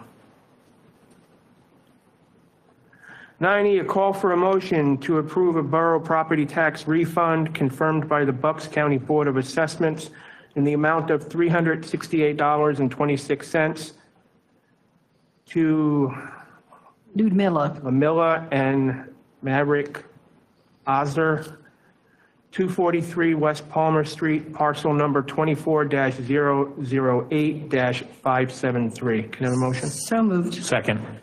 Discussion? I have a question. The funds that are due from the Board of Assessment, do you have to ask for them, or are they automatically sent? Because they wrote us a note asking them to be released. I was just curious. So it's a little bit of both. Generally, yeah, it's automatically sent from the Board of Assessment Appeals. What they'll do is when they make changes, they send out the information to all the municipalities. There's a sheet in your packet that details everything when there's changes. It's a monthly report. And generally, these are just made on a regular basis by the municipalities. There is provisions that allow people to ask for them, but the right process is when they ask, you make sure you confirm that the changes were made by the Board of Assessment Appeals. So it's good to go forward. I was just wondering about the other two that did not send us a letter, if they had to. That was basically my question. Do they have to? Not necessarily, but we can talk about that a little bit more later. Okay. Anyone else? I just want to note this is because their house had burned down in a fire, so that's why they're getting a tax refund, because it was unlivable. All in favor? Aye. Aye. Opposed? Motion passes 7-0. 9E, a call for a potential motion after discussion regarding a request for a temporary waiver of the 60-hour limit for part-time police officers through December 20th, 2021. So moved. Second.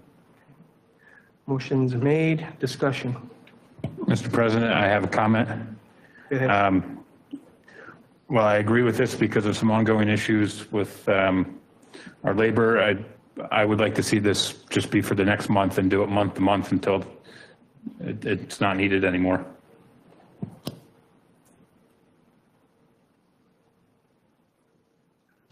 I agree with that. I think we should. I mean, yeah, from that standpoint, we're fine. You would have to make a motion you would have to amend the motion other than that and go forward, yeah.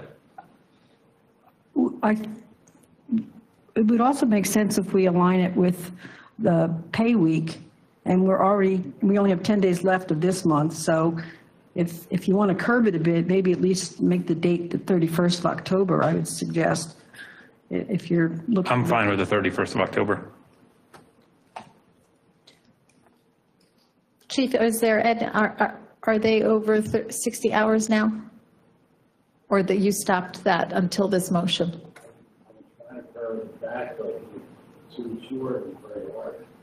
I'm sorry, I didn't hear you.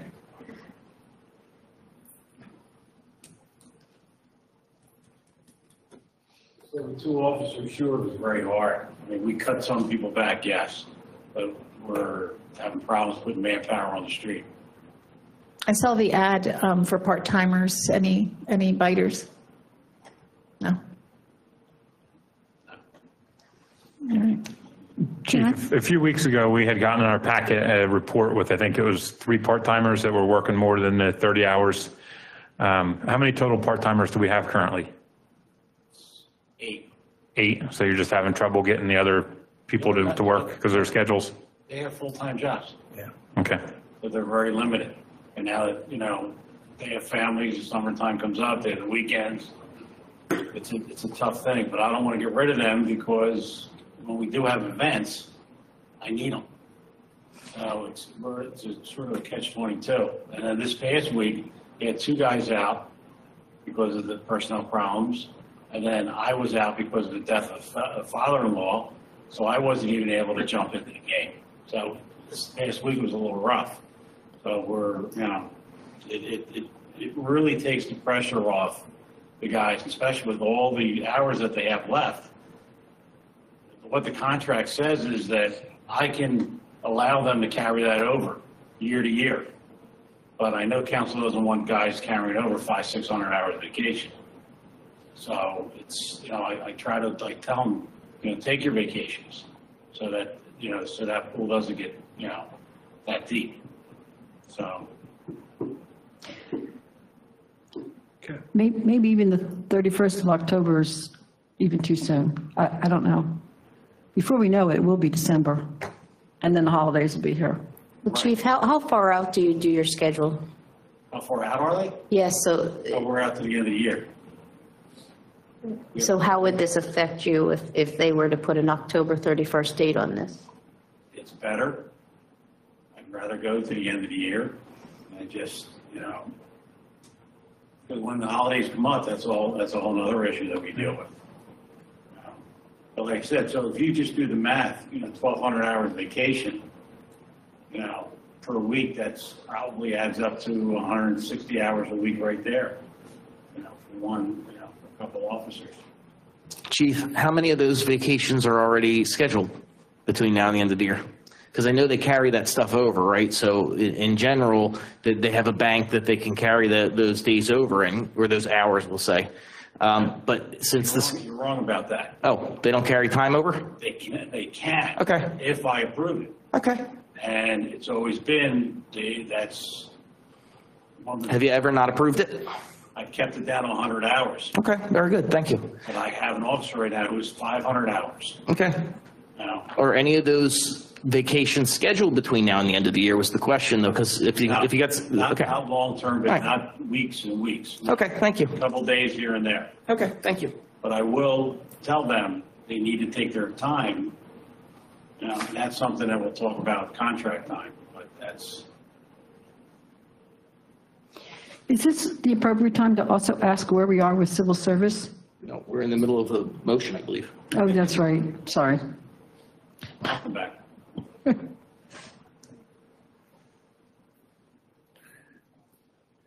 I'd like to make a motion to amend this to be October 31st. Second. All right. So we're going to amend it. You haven't amended yet. Okay. It would be a vote on the amendment first. Okay. So we have a motion to amend the motion. So all in favor? Aye. Aye. Opposed? No. And I'll vote no as well. So, Scott? Yep, I said aye. Okay, I didn't hear you. Okay, so motion passes to amend it 5-2. So the new motion will be call for a motion regarding a request for a temporary waiver of the 60-hour limit for part-time officers through October 31st, 2021. So moved. Yeah, the motion's already been made. Oh. All right, discussion. Anybody wants to discuss this any further? All right. All in favor? Aye. Opposed? No. I'll oppose it again as well. Motion passes 5-2. Okay. Moving on to 9F, call for a potential motion after discussion regarding a right-of-way agreement, Chambers Street survey with auto tellers. June, is that a date? June 7th, 2021? Yes. I have a motion? So moved. Second. Motion and a second. Are you going to add anything to this? Yeah. Okay. So earlier this summer, Attorney Joseph Caracappa reached out to our office concerning one of his clients, Lawrence Soka. He owns the Jiffy Car Wash there on Market Street and Chambers Street. Part of the way the property is laid out, Chambers Street is kind of a paper street, partially open, not opened. And since 1996, he's had these auto tellers there that are on his property. I mean, the things you put coins or money in to go through the car wash.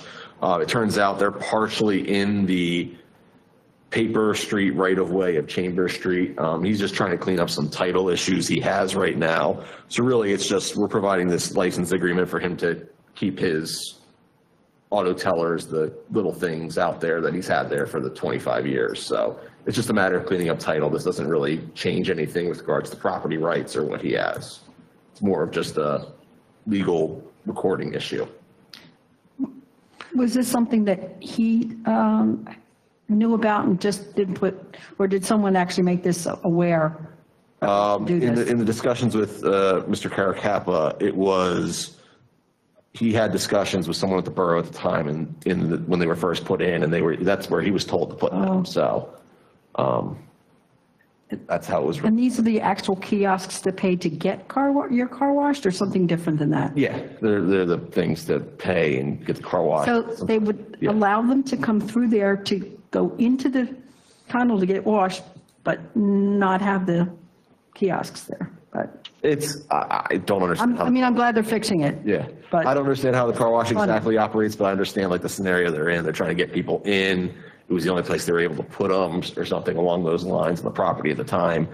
And again, like I said, this is a unopened portion of Chambers Street. So just for everyone's understanding, it's an alley / paper street that ends at the fence, and on the other side of the fence is the toll commission exit ramp onto South Pennsylvania Avenue. So these toll things where you put your money in to get your car washed are in that cul-de-sac at the very end of the alley. That's how I would understand it. Yeah, they are. Yeah, I mean, I've used them. Yes, they're away from the building. Yeah, but there's no way with the toll bridge where the ramp is that we would ever be able to use that as a street to go through. So, and my understanding is he's the one that always snowplowed the alley? that I'm not aware of, but. Okay. It's an alley he only uses, so probably. Right. Yeah. He does to keep his business going. His business going, yeah. I have a couple comments on this. One, if we're going to give somebody a right of way for a business that's already operating and making money, I think that the borough should be somehow collecting money on that. Given that it's a paper street, could we consider selling them part of the street or the whole street, because it has no value for us? I'm going to give you a partial answer, and we can talk after, and you'll understand why, but the answer is no, and we can talk after. Okay. From a purely legal standpoint.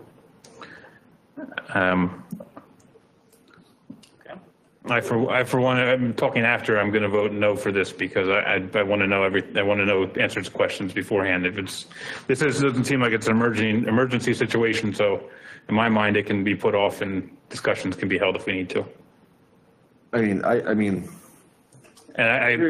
what I can say from the standpoint of whether you could charge money in the instance of getting these licenses.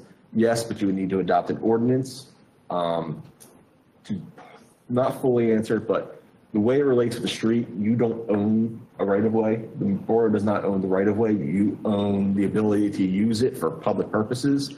So the property underlying it doesn't belong to you. It technically belongs to the property owner still. I know, but it's a similar situation to what we did to the property that was split on Prospect Avenue. But I guess when I say the borough getting money for it, I think then we should look into putting it back on the tax rolls and putting it in the hands of the property owner so that we at least collect revenue on tax. It's minimal tax revenue, but right now we don't use it. And that's something you could do. Yeah, you could always vacate the entire portion and move forward, but that was just something that wasn't asked from a standpoint of what they needed to do with the title. Mr. Holberg. Yes.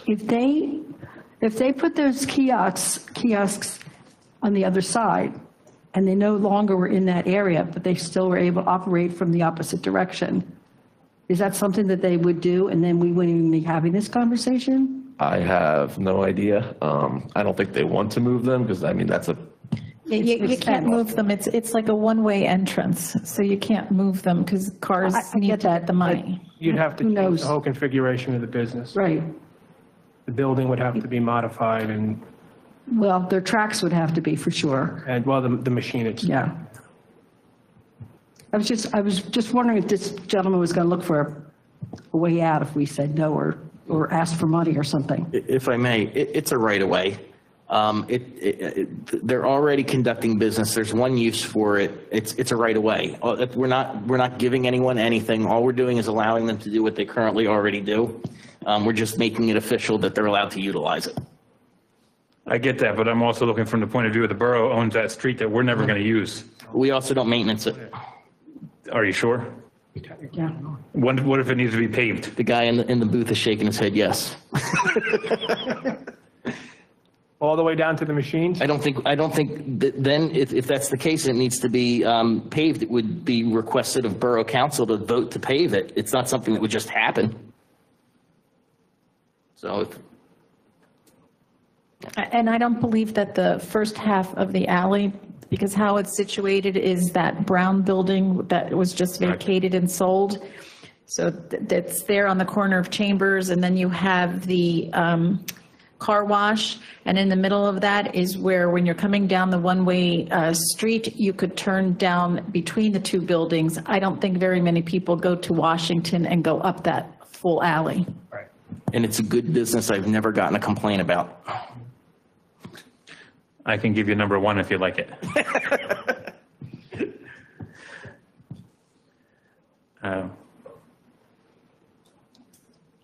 Where were we? Okay, so. All right. Let's do a roll call. I mean, we'll do a regular vote. All in favor? Aye. Aye. Opposed? Motion passes 7-0. Justin. 9G, Marsville Economic Development Corporation appointment, 3 open positions. 1 position is 17 months of an unfinished term, expires January 21st, 2023. 1 position, 18 months of an unfinished term, expires March 1st, 2023. 1 position, 25 months of an unfinished term, expires September 30th, 2023. I would like to make a nomination. Is that how we're doing this or no? Yes, so, yeah. A nomination for the position of 25 months for an unfinished term to expire 9/3/2023. I'd like to nominate Kurt Kelly. He did send in his request. We have 1 nomination for that. Mr. President, I Yes. have a question. Yes, sir. Oh, that's right. Yeah, if if both these first two terms expire 3/1/2023, why is one 18 months and one 17 months? I don't think those numbers are relevant. Isn't it just an unexpired, the term that extends to March 1, 2023? They resigned, and I think it probably coordinated with I the didn't write, that's resignation. irrelevant. We're appointing them as of now, right? So the best way I can explain this, you're appointing them to finish, don't worry about the number of months that's listed, you're appointing them to finish the term that expires on those Yes. dates, so. So I'd say that months is just extraneous, but it's. Right, I agree with you. Okay. All right, so we have one nomination for the term that expires September 30th, 2023. Do we have another one for that one? There was somebody else that sent a letter of interest, but I can't recall the gentleman's name. His name is John Senavina. Senavina, yeah. Yeah, I'll nominate him. For the For- same for the term or same for one? another one? No, let's, Well, there's 3 open positions. Right.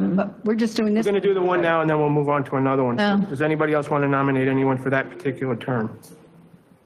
All right. Hearing none, all in favor? Aye. Opposed? Aye. Motion passes 7-0 for that term.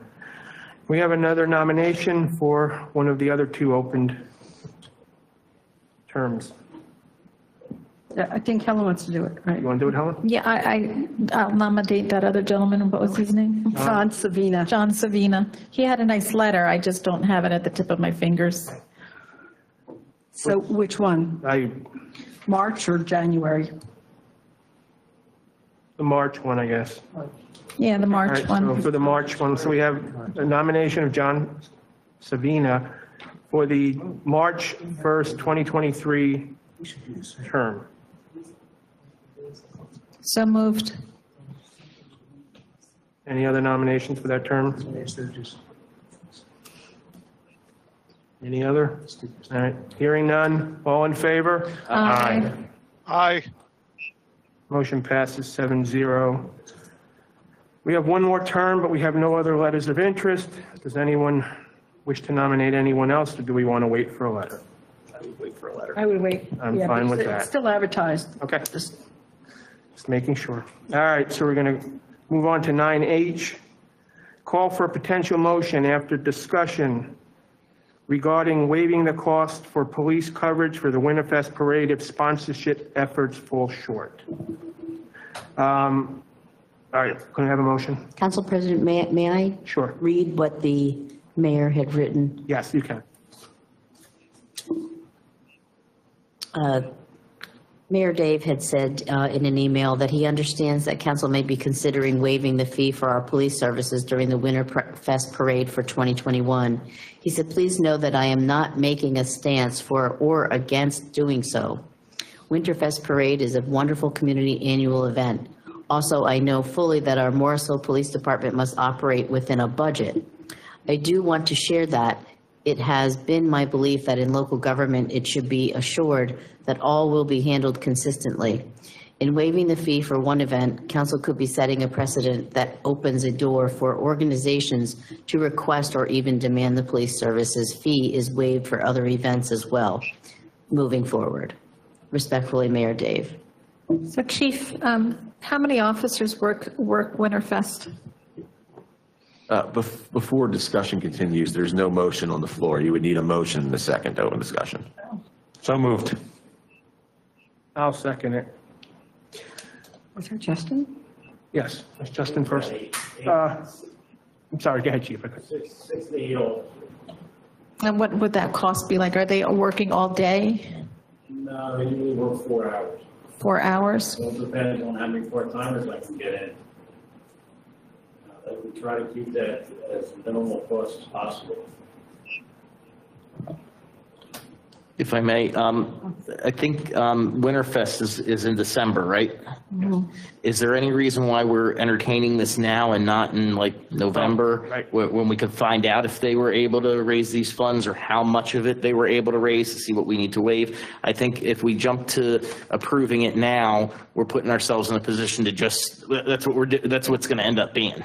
Right. Not only that, right, that budget too. We haven't even talked budget yet. Right, I mean, and as the motion's written, there was potential discussion, and wanted to say that I had spoken to one of the organizers this afternoon, and she's still working on trying to secure sponsorship. I have actually personally offered to donate one of my month's salary from here, from the borough towards it. And she's working on with the sponsor from the past, Hot Rods, to try to see what they can contribute again this year. So she just wanted a discussion at this point. She's still awaiting a number from the chief, as well as I know that's more of a later thing, but I'm okay. It's just like I said, at this point, it's just a discussion. We can table the motion and move it forward. Yeah. Motion to Wait, table. oh, go ahead. Comment first. Mr. President, I just want to say I agree with Mike. I also agree with you. I will see your donation of a month's pay, and I will volunteer to donate a month of mine as well, if it can help them in the future, but I think this should wait. No, understood. And that I went to go say that before, and I was kind of. Motion to table. Second. All right, we have a motion to table. All in favor? Aye. Aye. All right, motion to table passes. We'll discuss this in a month or two. That was your regular salary, right? No, it's my extra salary. Okay. All right. Must be late. You didn't for the catch next that one. right away, did you? I said it must be late. You didn't catch on right away. Yeah, I did. All right, where are we? 9I. 9I, a call for a motion to approve advertisement of the ordinance to levy an earned income tax on residents and non-residents of the Borough of Morrisville pursuant to the Local Tax Enabling Act for general revenue purposes. So moved. For the purposes of discussion, I'll second it. May I Go ahead.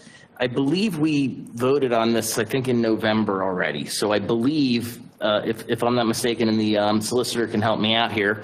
Words you're looking for, Mike, your point of order. Yeah, point Ask of a question order. about Robert's rules. Robert's rules, I think that it has to be moved by somebody who said no initially, correct? Since it's already been voted no on to advertise this.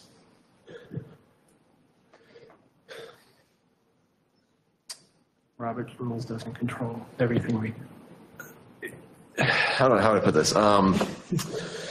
Yes and no. Under normal circumstances, yeah, Robert's Rules of Order would, but you're in a new tax year now, so it's technically going to be a different motion.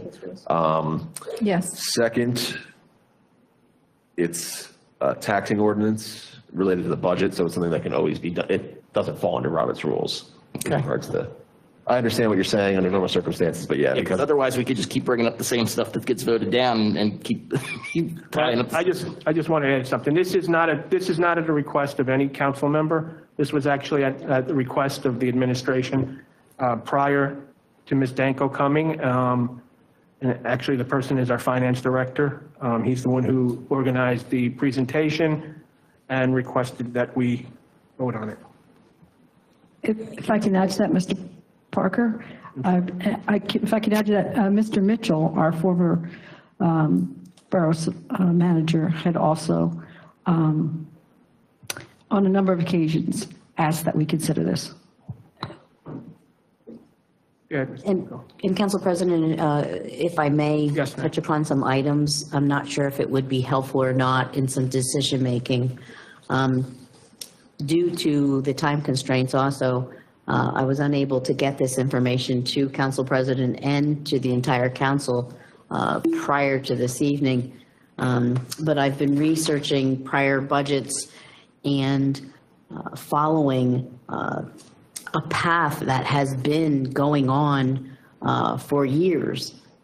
There's been a deficit in the budget, and I know I had pulled some information together from 2015 on up to 2021 regarding what I found here at the municipal building in our files. And basically from 2015, we were that's $185,500 over budget. In 2016, we were $118,790 over budget. In 2017, we had a windfall because we received several hundreds of $1,000s from Portnoy, which I had found, which was utilized to try to balance the budget. Although the odd part is, in 2018, we were $237,069.069.00 over budget, which is excruciating. And I can continue to follow through with these numbers as to the deficits that we've been under. If I may, are you describing over budget that was spent or over revenues that were brought in? No, over budget that you're spent. Right. So we spent more than we budgeted, but based on revenues for those years, we did not have a deficit. We did not carry a deficit over. Based on the information that I have compiled from your records, these are actual revenues and actual expenses. Right. They're not budget numbers. In 2015, you were 185,500. Well, yes, back then, yes, but. And then it flowed into 2016. 2017, you had a windfall of increase, although the very next year, you were still $237,000 over budget.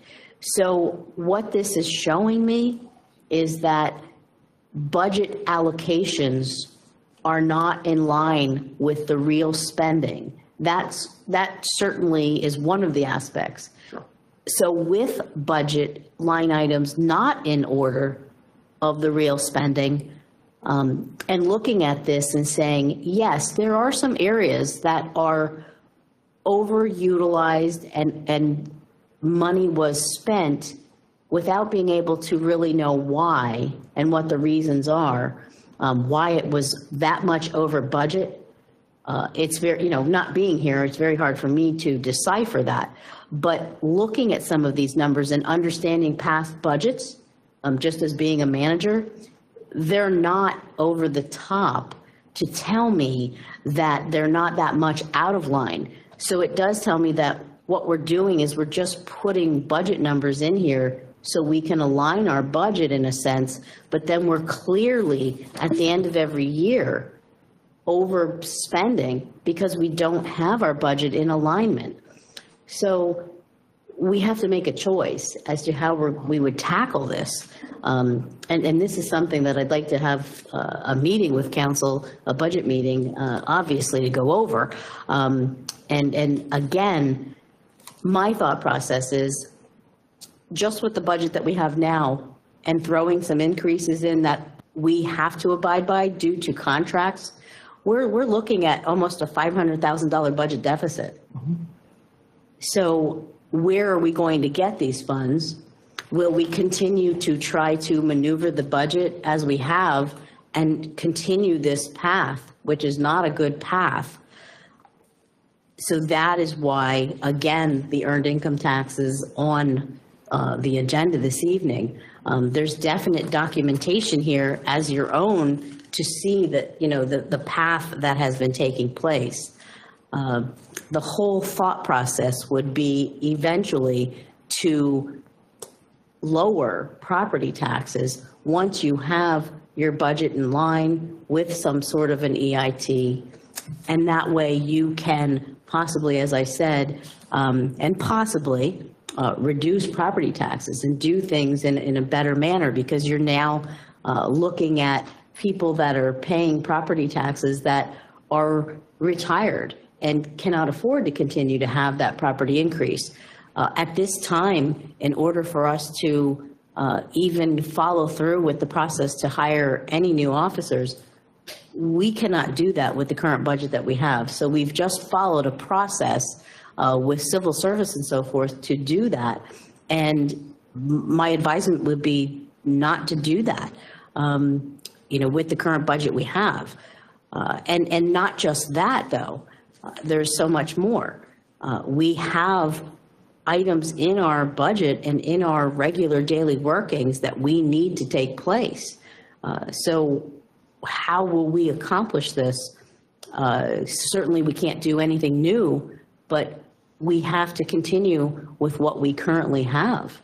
And how will we maintain that? If I may, thank you for bringing this up, first of all. And I just want to point a clarity for myself. So 2018, we had the windfall. Prior to 2018, we were carrying probably about a 200, I'm sorry, go ahead. I'm sorry, 2017. 2017 into 2018. Okay. Correct. So we carried that into 2018. Into 2019, we still had a very small surplus in the budget. If you bear with me, please.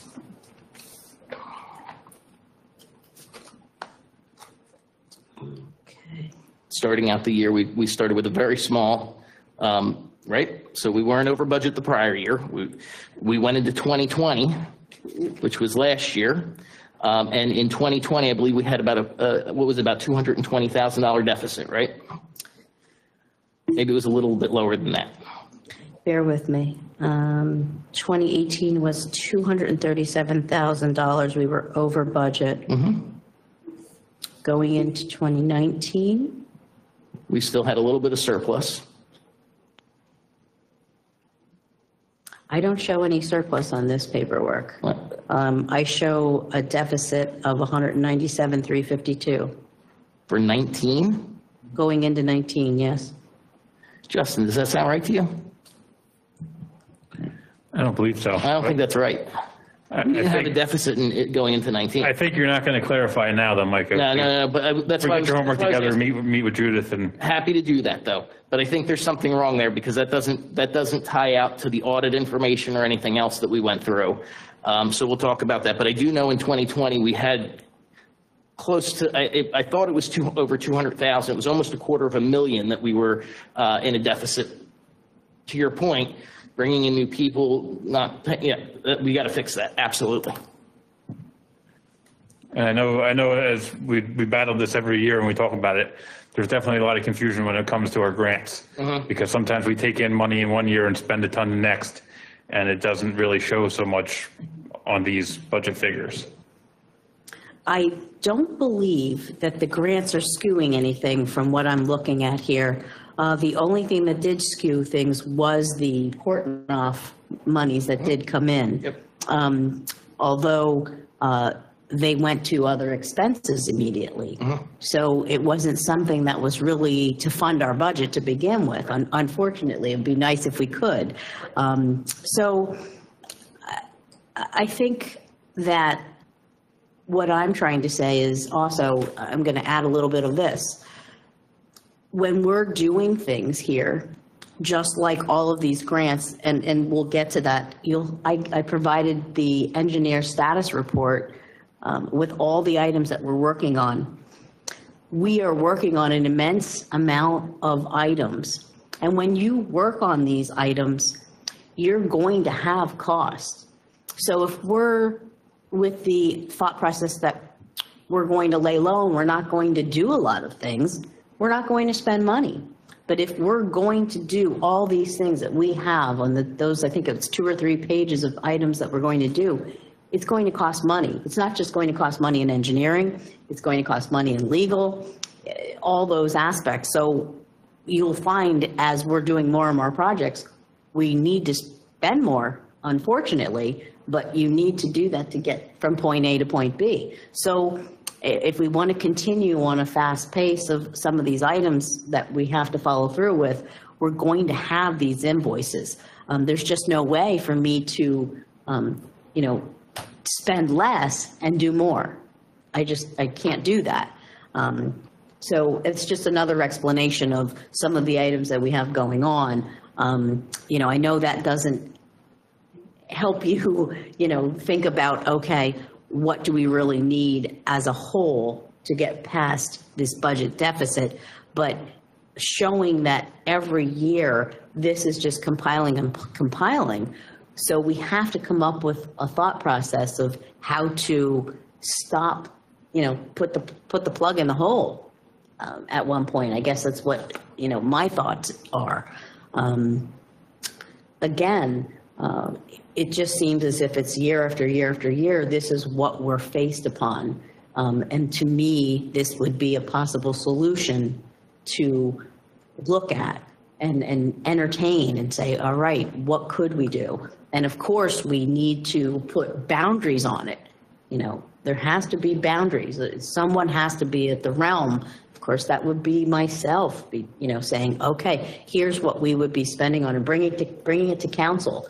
And it would not be an open purse. It would be something that we would desperately need to get ourselves in line to create a real budget. And then once we're there, we can then wean ourselves backwards as to, all right, can we possibly reduce property taxes? What can we do now? What can we do moving forward? So there's a huge process here that would need to take place. These are things that we have to look at. Unless council has another thought process other than, again, raising property taxes. Because what are we going to do with what we have today with this budget coming upon us? How can we, are we going to just keep doing what's been done with keeping the numbers as they are when we know in reality that's not really what they're going to be at the end of the year? And every single year, the TAN has been used quicker. The borough's also been requesting the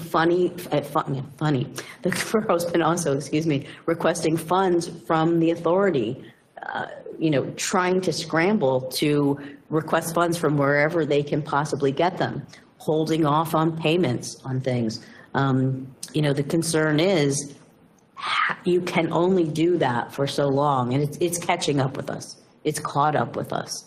So how do we get from point A to point B, in this budget season, moving into next year? And again, I know that, you know, some of you feel that this is not the proper thing to do at this time. And I'm not sure, I haven't had a chance to really talk to everyone. I don't know, you know, what your thoughts are as to the reasons why. I know there's a lot of questions from the public as to who will this affect. You know, it will only affect working persons. It will not affect retired persons. Right now, we're giving away $297,000 to other municipalities. We're just giving that away for the people that are here and that are working. So we're giving that away when we could have that and utilize that. Plus more. Plus more, yes, plus more. But just to hear the fact that we're giving this money away now, we're not collecting that. It's going to other municipalities. It is coming out of people's checks. That's money that we could utilize in our budget. I have to say, it bothers me when you say we're giving it away, because the alternative is, in order to get it, we have to tax a whole bunch of more people. Yes. I understand, but we're not physically collecting it. I would be interested in seeing what our revenue would look like when we get into budgets if we put in a local services tax. I believe we have that option, right? That's only what, $52? It's only $52, but if you multiply it by 9,000 residents, it comes out to $468,000. If our police budget is our biggest departmental budget and biggest part of the general fund, that may offset some costs. And it's at $52, that's a drop in the bucket compared to what the school district increases. Yes, but it won't be enough. I mean, we don't know it's not enough until we have the discussion. It won't be enough. No. There's never enough. That's the problem. Well, so we have a just an idea to find out what it would bring in. I like that idea, Justin. I used to pay that in the old job that I worked for, and you don't really feel it because it comes out. $1 a week. Yeah, it's $2 a pay period that was taken out. But we have a budget a finance meeting next week. Maybe we should turn that into a budget meeting, and Judith can explain a little more and go in detail about it. I don't know how close to the full budget Judith is ready. Is there a time constraint on having this advertised? Well, and that's the problem. There is a time constraint. That's why I push to have this on this agenda, because if we do not follow through with this, there's no way that we will meet the deadline dates. We would have to vote to have this advertised this evening, at that point, it would have to be advertised several times because of the nature of the ordinance. It's not just a one-time advertisement, so it would have to be advertised several times. It then would have to go to the EIT the Keystone Company regarding how they would get things, worked out. I do have it mapped out, and I thought I had provided that to everyone, and forgive me if I didn't, but you certainly have been getting tons and tons of information. But I really thought I had that mapped out for all of you. But yes, it would have to be finalized by December 1st so that we could get Keystone to start to get, the properties, all of those things, addresses and so forth, people's names, the databases, all of that. And then on top of that, they certainly like to send notices. They want people and businesses to know, accounting firms and so forth, what's going to happen in January, February, and March, so people aren't just left out and saying, oh my goodness, Morrisville never did this before. We want the information to get out there. Excuse me, 1 second. Yes. The finance director had mentioned that there was a date in September that this had to be advertised. They can't hear you, Ted. I'm sorry, the mic is off. I said, I do believe I remember the finance director, when he was the acting borough manager, had mentioned that there is a deadline in September that this has to be advertised by. But I don't remember it off the top of my head. Mr. Parker, I have a question. Yes. Advertising it is really what brings it to the public. I mean, by agreeing to advertise it this evening, what we're doing is we're trying a first step. That doesn't mean that it's finalized. Now, I realize that, some of my colleagues here just, they aren't for it. So, I mean, it may just fail, but I think what Judith has laid out is absolutely been, it's been the truth for the last few years, and I think it behooves us to fix it. And as she said, 3.5, close to 4 mills just going out of our town. Really, it seems silly that we wouldn't collect it. I do want to clear up something. I just asked the solicitor. This is just to advertise. This is not to pass the ordinance. Exactly. To actually do the taxation. But there is a deadline in doing this, so even though there is a budget meeting coming up, it can be discussed further then. Questions as to that several of you members have had directed to the borough manager can be answered, and this can be voted down at a future date. So at this point, we're just making a motion to advertise to at least leave that option open. When we say there's a deadline, is there any reason we can't implement it in the middle of the year besides it's just a pain in the butt?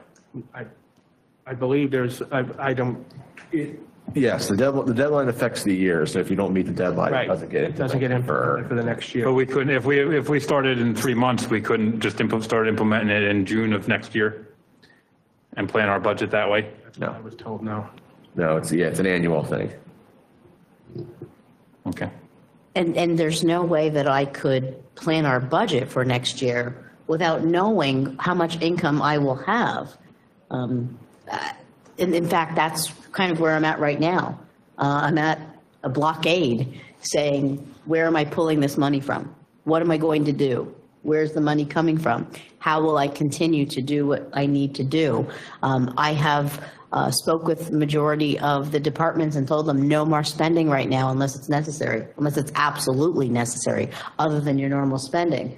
I met with the library today and informed them of the same, that we are over budget, and it's only September. And we're over budget in many areas. And each and every person continues to say to me, well, the only reason we're over budget is because the budget's not what it really needs to be. And here's what those numbers are. And this is what happens every year.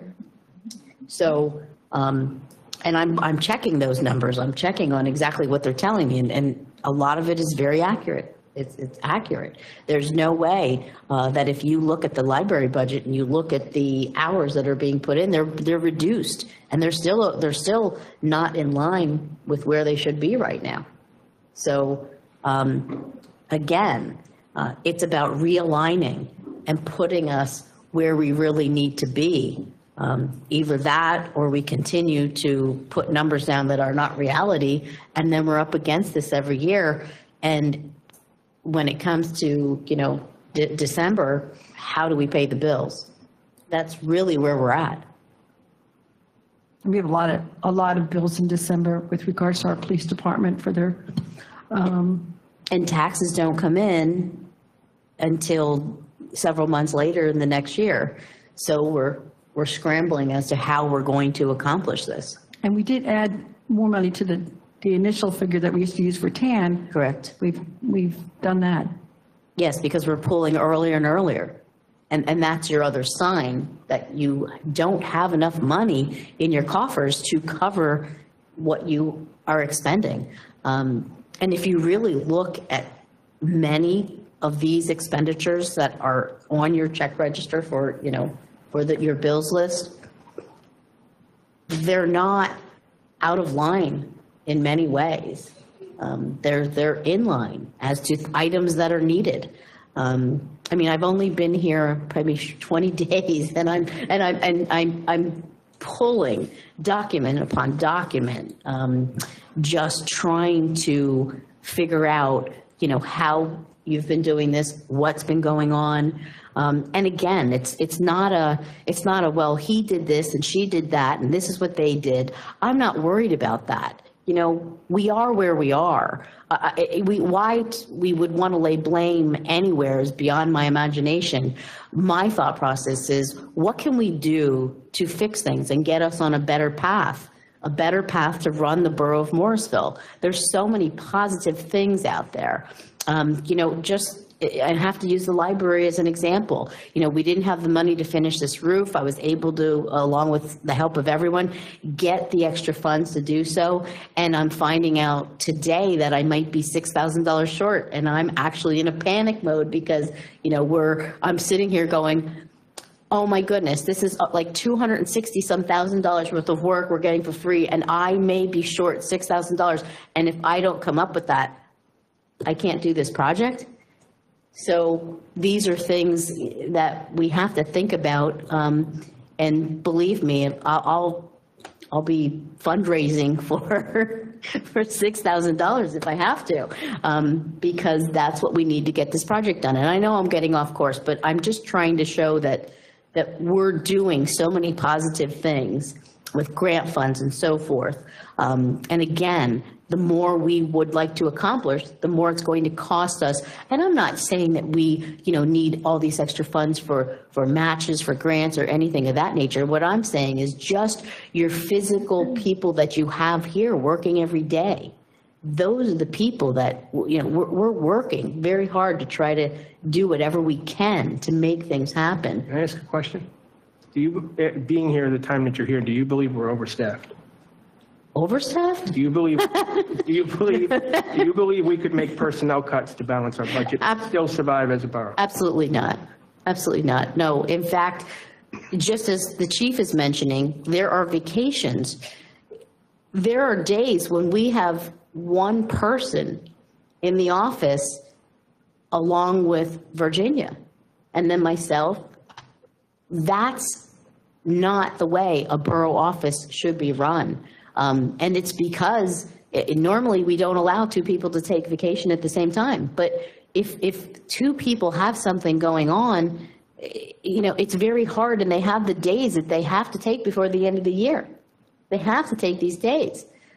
And even training. If I would like to train the borough staff, how can I do that? I'd have to shut the office down. So we don't really have anyone extra to fill in. It's very difficult to maneuver just with what we do have because of the time that they have off.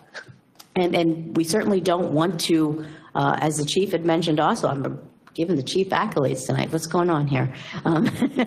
Just as he had mentioned, we are trying desperately as managers to not roll over vacation time or any time into the future, because it's just going to cost you more money. You're just building you're taking from one mountain and you're just going to build another mountain.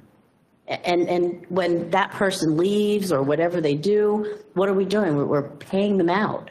And now we're looking at an even larger expense. So I think my thought process is that what can we do to get us in line with what our needs are, what is the best possible way, and not affect the elderly or people who are retired or people who are not creating an income. What can we do? And then again, is there a possibility to reduce property taxes in the future then, once we would do something of this nature, so that we could make it more affordable for people to own and live in their own homes in Morrisville, or even to put more money into their homes? Can I add, there's a line here about the exemptions, and it's any individual making less than $12,000, because that was one of the questions people asked. Now, $12,000 is very little, but that probably would at least eliminate some, college students and some very poor individuals. Correct. Trying to make a bit. Correct. And from what I understand, Virginia has provided me with information. The EIT ordinance has to be advertised 3 times. Number 1, Friday 9/24, Friday 10/01, and the third time, Friday 10/8, to allow for 3 advertisements no less than 10 days prior to the meeting on 10/18/21. Well, Ms. Danko, I want to thank you for your thoughts and direction. I will say I'm a little disappointed on how quickly you answered Mr. Parker's question. I'll give you an example. Mr. Mitchell wasn't here very long at the time, but we did have an employee that was cleaning the office, and that was his sole purpose, was cleaning the office. I'm going to say off the top of my head, he was making about $50,000 a year plus benefits. And when he retired, we hired a cleaning company for a fraction of what that was costing. So to jump on that quickly and say there's no way to do it, I'm not on board with that. I appreciate your insights, of course, and your experience, but to not even for a second consider that there's other ways to go about it is a little troubling for me. But thank you. And thank you for your comment also. I don't believe I said there was no other way to go about it. Oh, I said there's no way that we could reduce staff. Right, but I think there is. That's what I'm saying. I think there is.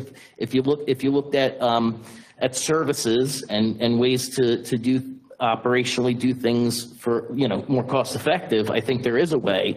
And maybe there isn't, but I would say that it deserves being looked at least. Certainly, and I do have ideas for next year regarding certain services, but I still don't believe that we can reduce or should reduce the amount of personnel that we have, because as I was trying to explain, some services we can certainly do what you're talking about, but if I look at this budget, I don't see that I can do it cheaper. That's what my concern is. My concern is I don't know that I can do it. And even if I can do it $10,000 cheaper or $20,000, I'll even say $30,000 or $50,000. $50,000 is not going to take me out of a $500,000 deficit. So that's what I'm trying to explain. Yes, do I think that eventually there are ways that we can possibly save money in certain items and do certain things? Yes. And should we explore those items? Yes. I'm concerned more currently, in order to keep maneuvering to what we need to do, how will we accomplish it? That's what I'm saying. Yep. So even if we were to, I think that Council President Parker was trying to say is could I eliminate staff to fix the budget? Am I correct? And at this time, this close to the end of the year, with all the things that we have going on for next year, I don't see that I could possibly do that. That's really what I'm trying to say. In the future, could we do other things in a better manner and look into them? I'm in total agreement with you on that level. But at this time, that's not where we're at. We have to go into next year, and with myself going into next year with what we have and all the things we have to accomplish, I could not reduce the staff I have at this time. And that was the reason why I asked that, because there has been some talk among the public that we're overstaffed and we need to tighten our belts where it comes to staff. And from the conversations we've had just with the amount of work you've been doing and your wonderment at how we've gotten it done with the office staff that we had is where that came from. And if we could go back to Public Works for a moment, I bet their budget, they're probably running at a 37% budget because they don't have anybody. Correct. I mean, I haven't looked at their budget, but there have been days that, Mr. Later is down to 2 guys. Right. That's what we've been dealing with right now. Unfortunately, we have some staffing issues in that department also. Also with the library. I have not hired the person that had just left the library. I had not replaced that person because, again, we're over budget right now. Same thing with the Public Works Department. I have put a hold on hiring.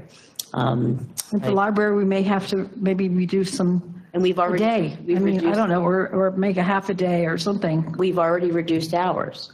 So we're doing that. What I'm trying to do is trying to get us more in line with, even though I know we're going to be over budget, I'm trying to make it that we're not excruciatingly over budget. What are we going to be over budget, do you anticipate for this year?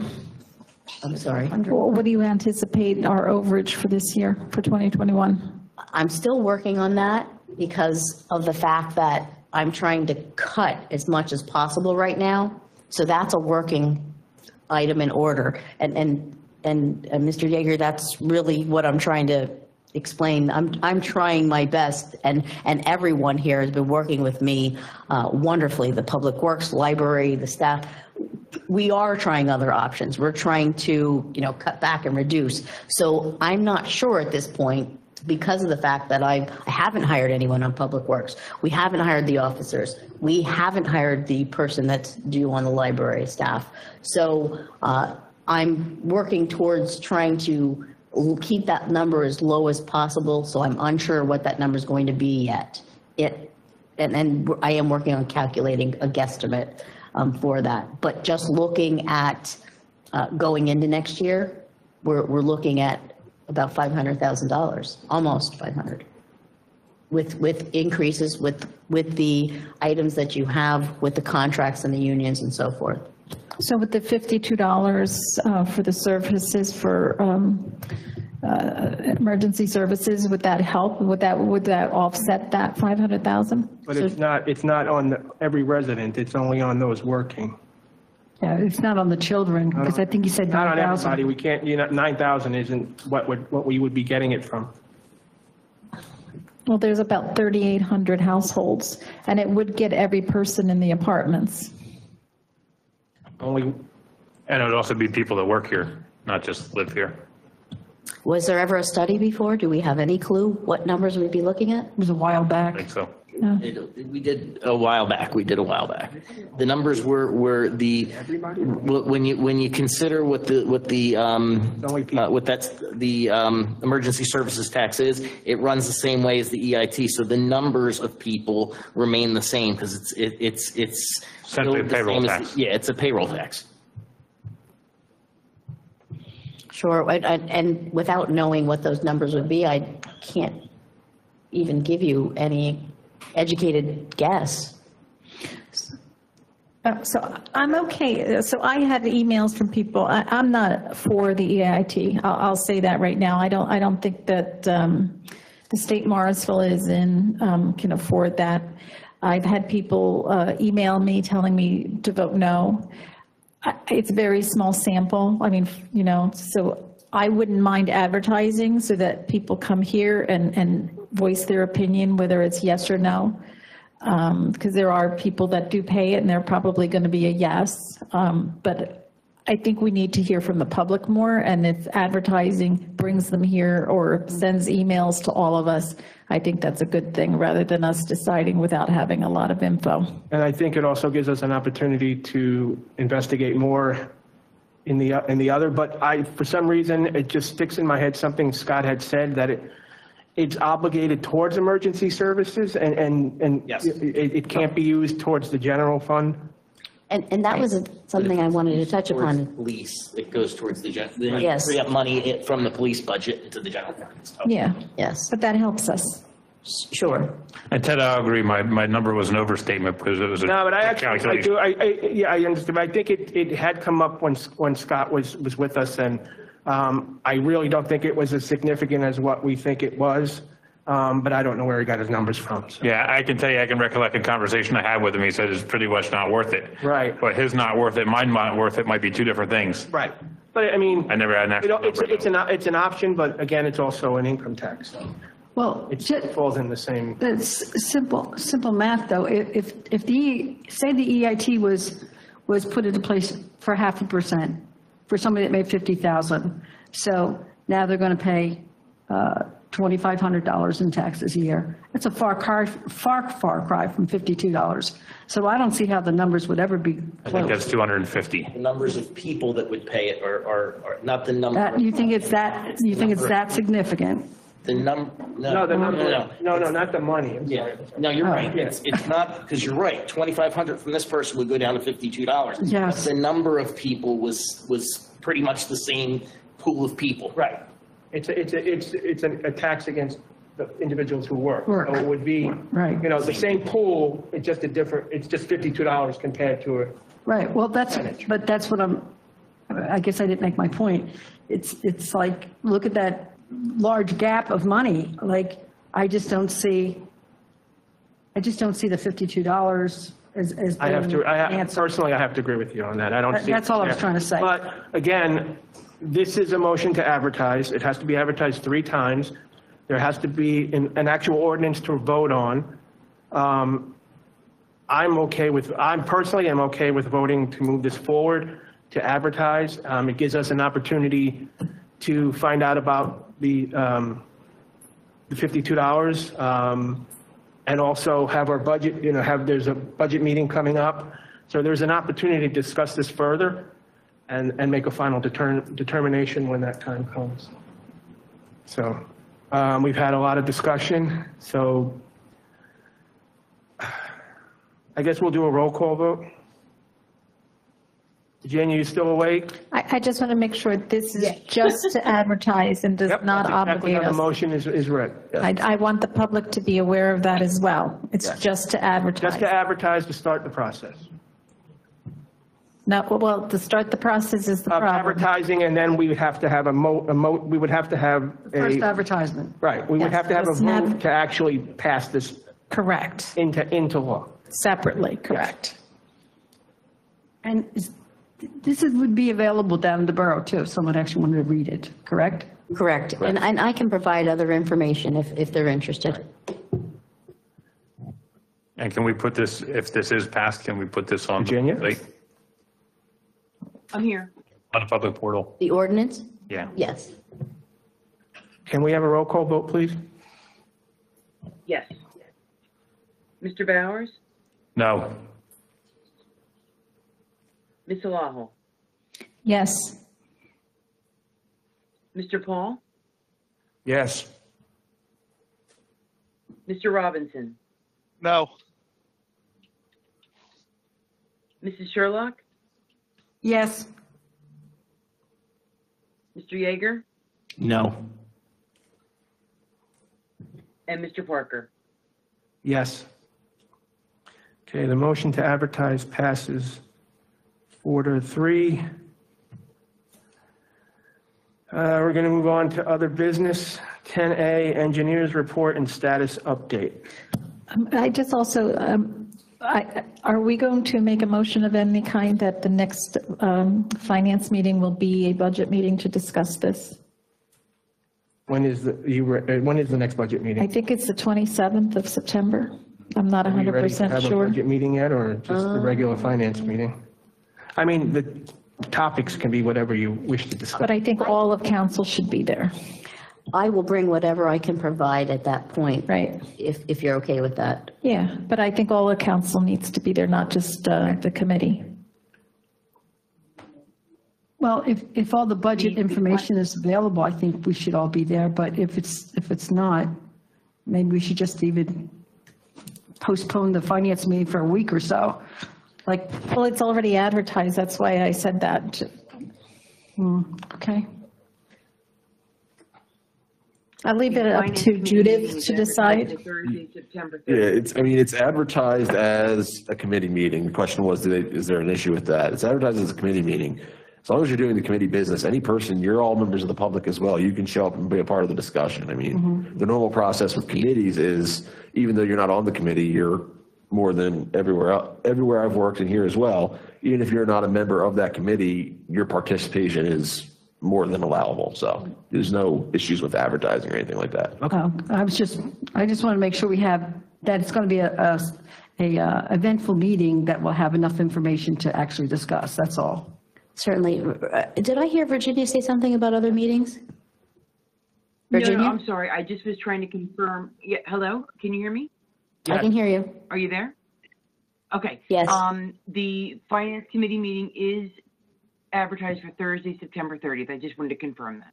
September 30th. September 30th, not the 27th? Correct. It is advertised for Thursday, September 30th. December or September? September. No, September. Okay, no, it's me. Yeah, it was that Thursday. Okay. I thought that was the 27th, but All right. that's the 30th. All right, be there or be square. Thank you, Virginia. All right, No problem. so we don't need a motion, so we'll just move on to 10A. And that's you, right? Engineers and update, Yes. if you can find it now. I was just going to say, there was a report that I asked the engineer to put together, and really what I wanted to show was some of the items that we have going on, which I know you're all aware of. You're all very aware of these items. But for me, I thought it was important to have the list as I did, just mapping out all of the things that we have going on. So I wasn't sure if there was any questions regarding that list or not. Just so you know, Judy, we used to get that list monthly. Did you? Yeah, it disappeared probably beginning of this year. Oh, good. So hopefully we'll. And our engineer used to come to our meetings quite regularly, but lately they've, Well, not sure why. I have asked the engineer not to come, so we don't incur costs. I'm getting to the point where I am getting very acclimated with a lot of these items and projects. So I'm hoping that I can answer questions, and if there's something I can't answer, I'll certainly, like this evening, I've taken a lot of notes. What I will do is I will certainly do what I did at the last meeting. I'll have those answers for you. I mean, if council members ever feel that there's a dire need for immediate, answers, please, go through the council president and let me know. But I believe that most of this, if I get back to you, you would be okay with that. Would that be a general consensus of okay? Yeah. And I thank you for your patience. But as I get more and more acclimated, I don't feel the need for the engineer to be here. Why would we want to expend those funds if we don't have to? That's my thought process. Those are some of the ways that I'm hoping to cut back on costs with, professional fees and so forth. Regarding our engineers, we also received a copy of the advertisement for the bids for the curbs. Correct. Can someone remind me again which curbs we're doing? That was in the I advertisement. was going to say, it should be in the advertisement. And it's also the 2020 curb program, although we're advertising 2021. I know it's a year late. Yes, it is. Just a note on the engineer's report, there's two other tables they usually include, so you may want to have them send those over too. There have been many items that we've been asking for extensions on. So sometimes the name may be actually the correct name because it was an extension, but I will check on that if you're positive. On the tables? Yeah, the tables were, I think they were keeping a list of stuff that was completed and we don't have to worry about anymore. And then they had ongoing, and then future ones. I think they were keeping a list of things to keep on the radar. Sure, we'll keep looking on the radar. The curbs are centered around Grandview School, in the sense that they're Melvin and Barnsley, Grandview and Barnsley, Grandview and Dorset, so. It's where we paved last year. It's where some of the streets we paved, that's what we're doing. So we do it the year following. Or so initially they were shooting to get them done before the paving, But it's usually after. but it got delayed. That's the way we've been doing it, just afterwards, I believe. Thank you, John.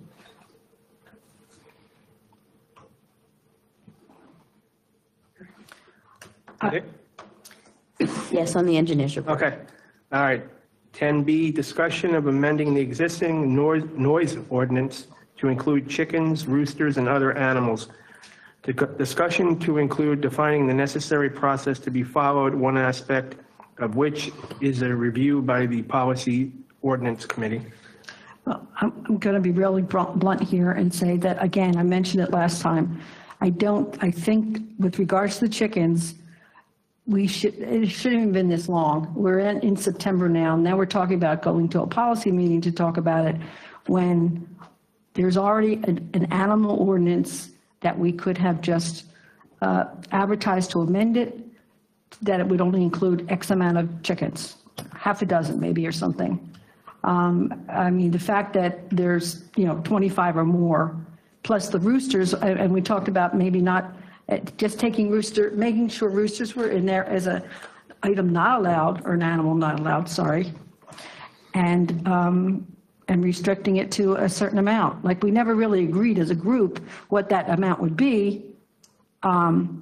I don't think it should be that hard. I mean, and I appreciate your saying that it should have been done sooner, but I'm just getting this, so. This is not a reflection on you. It's just that. Sure. It's like we've been talking about this every meeting now for like 3 months. Sure, and after speaking with Code, I know I saw a lot of emails back and forth with the chief, and looking at the current ordinance, I thought it would be best to really review what does Morrisville want, because seriously, I know this may sound ignorant, but is it 5 chickens? Is it 6? Is it 12?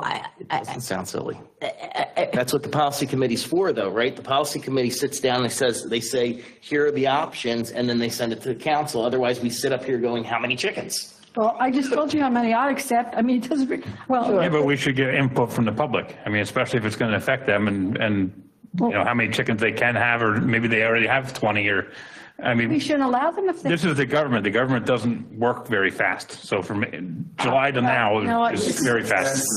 It's just disappointing. But council needs to decide how they want to move on things like this. Either we're going to get up here and we're going to discuss it and we're going to pick a number, or we're going to try to send things to a policy committee. If we have an ordinance, though, that we enact, does it affect the people that currently have those items, or is it just future? Many times it's just future. Yeah, so it's not going to do anything, but we do have an ordinance already on. It's not going to do anything for the people that currently have them. Hold on, I have the floor. Excuse me, Scott, I'm still talking. Oh, I'm sorry. So we already have an ordinance on the books, and it talks about small animals, and it talks about domestic fowl, and domestic fowl is a rooster or a hen. And what it says is that the small animals shall be confined in quarters, no part which shall be closer than 25 feet from any property line except dogs, which may run to their owner's entire property. I'm not sure why, when we get complaints from neighbors, our zoning person is not going out there and checking to see what the footage is from the property lines, because that's 50 feet. And if you have a hen house, it's probably another 5 feet or 10 feet, however big. You're talking about a 60-foot range, and very few homes have that kind of front. There are homes that do, but not all of them do. And I bet you that 111, because when the woman Suzanne was talking, 111 Melville does not look like it has a large property line. And forgive me for my unfamiliarity to this, and I would really ask the chief to come up to the podium and talk about this, if you could, please. Can you help me understand what some of the issues were? Because everyone seemed to feel that an updated ordinance was necessary. And again, with my 20 days new, I'm listening to staff tell me that. So I'm looking for more guidance. We don't have an issue. May I ask a question real quick? Before George, it's actually a question for George. Is Susan still there from Althea? No. Next door to the poultry farm, she's not there? Okay, then George, I'm not going to ask you to speak for her, but you're obviously familiar with the situation. To pretend you're not the chief, pretend you live in her house. How many chickens next door is too many, would you say? Just in your opinion. Because I'm not familiar with the house either, but. She hasn't really complained about the chickens to me. It's been the roosters that start at 4:30 in the morning and continue all day long while she's trying to work in the house. She hasn't complained a whole lot about the chickens. I don't think that's an issue anywhere. Growing up in Philadelphia, and I worked in North Philadelphia, at 4:30 in the morning, you'd hear the roosters, not the chickens. Right. The roosters are the issue, and that's where. Right, but the roosters fall under this ordinance, for the 25 People were feet. found guilty of the noise ordinance. Their cages, I bet you, if I walked it off, are probably 25 feet off of her property line. On both sides. She only has one property line there. She's a corner house, I believe, right? Yes. Well, but it's got to be 25 feet from all your property lines. You still have a property line even if you're on the corner. I didn't measure that out. I don't. Yeah. But I mean, this isn't your problem, it's code's problem. Like, I don't understand why code isn't enforcing the footage for these, because it would be the rooster complaints. So when somebody complains, code should go out there, look to see where the hen house is or the rooster house is set up. And then if it's not, then they need to get rid of that. Right? I mean, that seems pretty logical to me. But I'm more concerned about getting rid of the roosters than their actual, where they live. But this small animal, it says domestic fowl, which is roosters, and the 25 feet would be for those roosters. It would be for any of them. Is it because of the noise?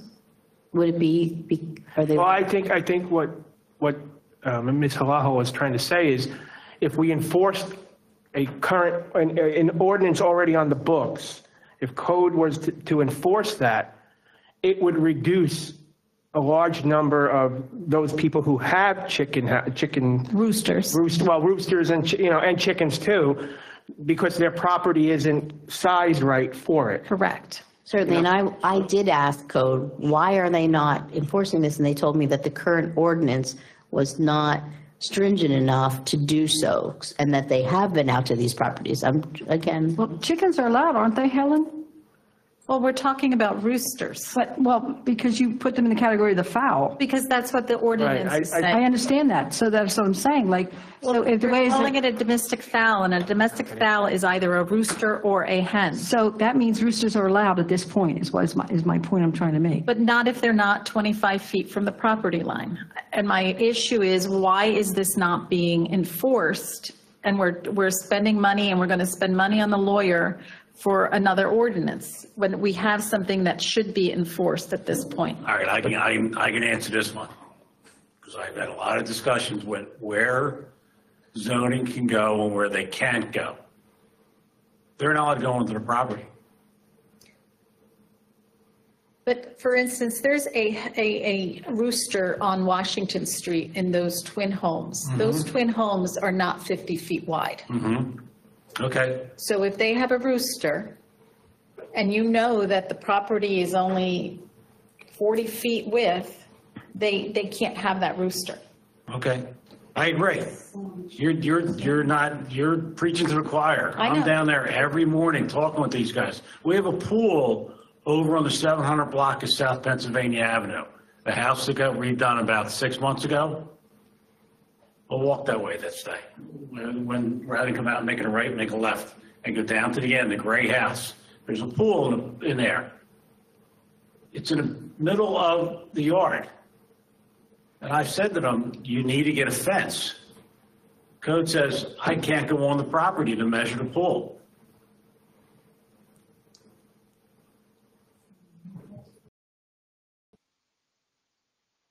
They have instruments now that you can measure without actually getting on property. John and I got an instrument, and I got a picture of him. He walked on, stood next to it, and it came up to here.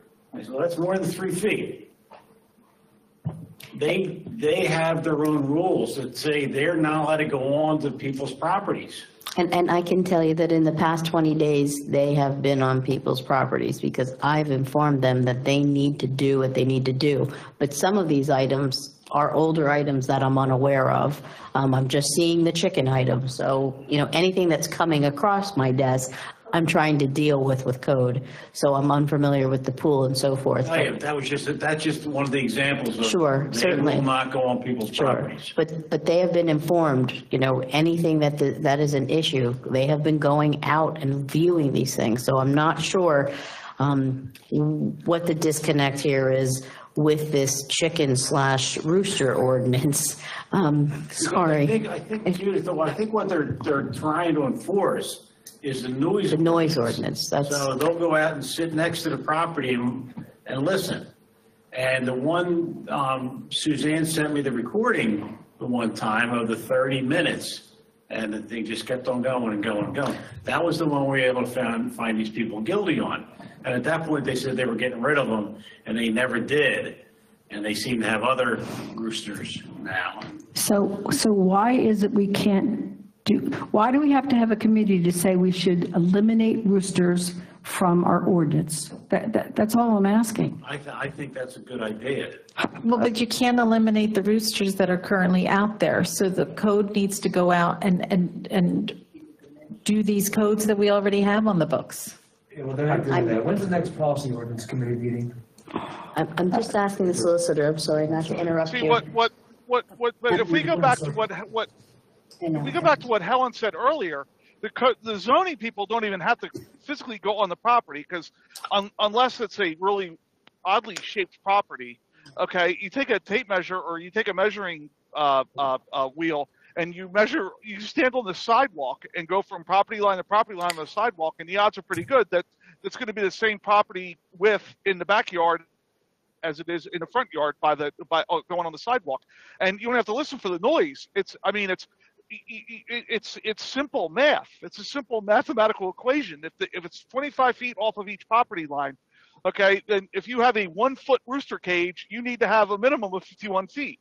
And you're not going to have a 1-foot rooster cage, but you have a 5-foot rooster cage, then you have to have a minimum on that front sidewalk of 55 feet. And so you don't need to listen to the noise. You just look.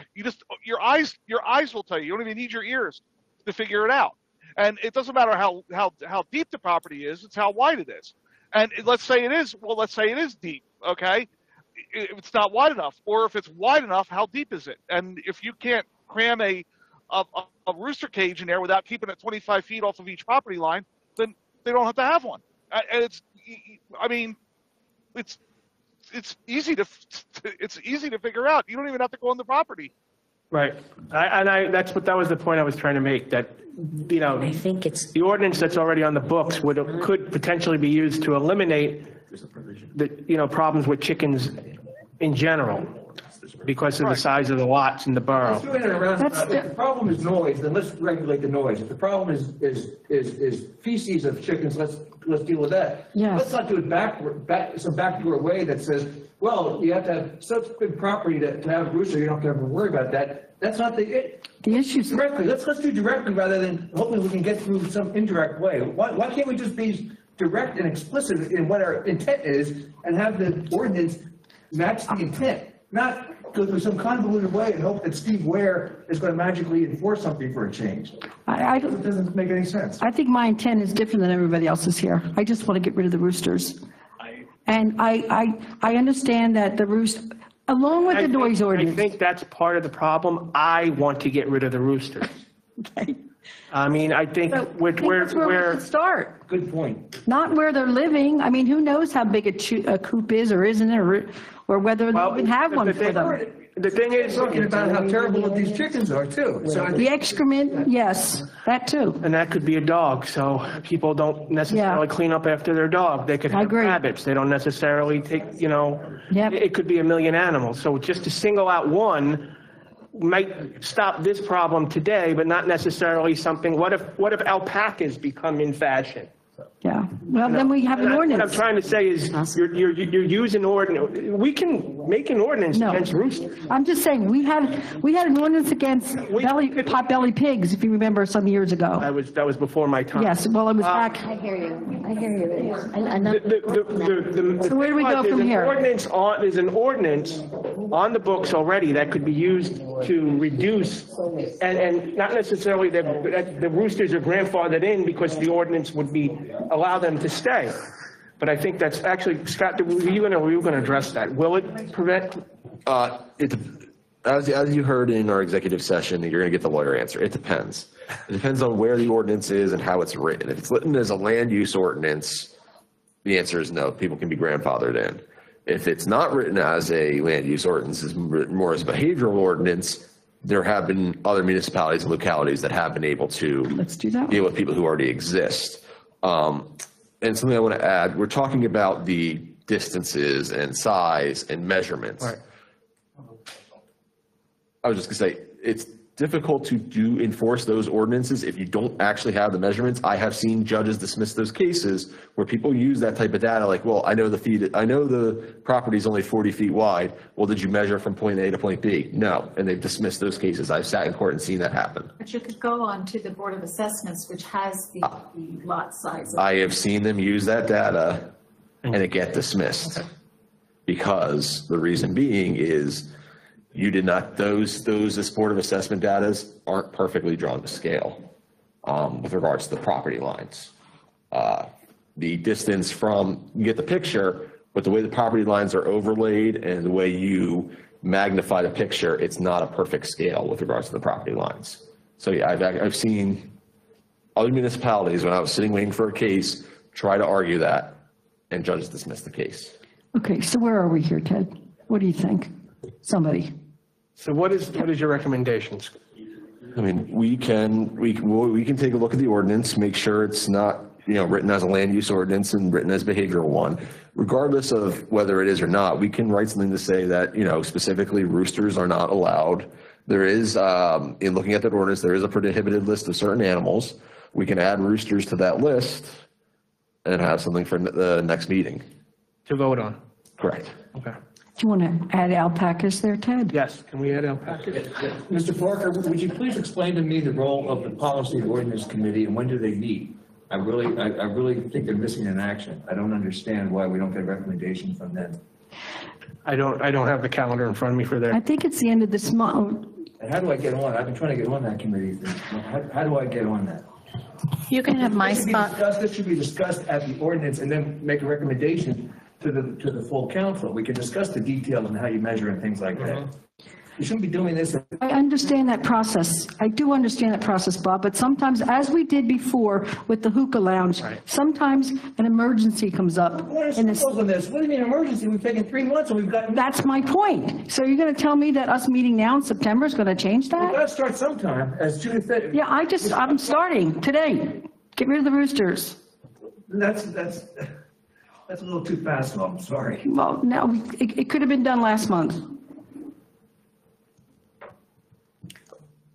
Well, what I'm looking for also is whatever your decision this evening tonight regarding this ordinance, so be it, but moving forward in the future, do you want us to provide information for the Policy/Ordinance Committee? What is the process that you would like us to use? That's what I'm really looking for also. Normally, there's a subject matter that's dear to everybody's heart, okay? But it doesn't mean it's an emergency. It's just like, you know what, this is something we'd like to do in the future. Can we take a look at it? And then hand it over to the Policy and Ordinance Committee, just to take a look at it. And then we would just, we're supposed to do as much research as possible to see where we can get to a point so that it's not all done by our solicitor at X amount of dollars an hour, and then bring it back. But what the Policy Committee and Ordinance Committee choose or decide, it's just a committee. It doesn't, you know. I just want to know, do they even meet? We haven't met, Bob. We didn't meet last year. No, there was no policy or. Well, first of all, the council. Regular meetings of this thing so we can just. Council has to direct that this goes to the policy, and nothing has been directed to them. No, it doesn't That's have not to. correct. No. Policy committee can take projects and recommend to council. Yeah. Doesn't mean that the council will agree with it, but That's not what was explained to me. So we need an explanation of how these committees work.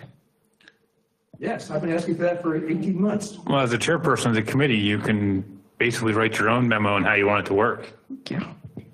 Really? That's a great way to run a committee.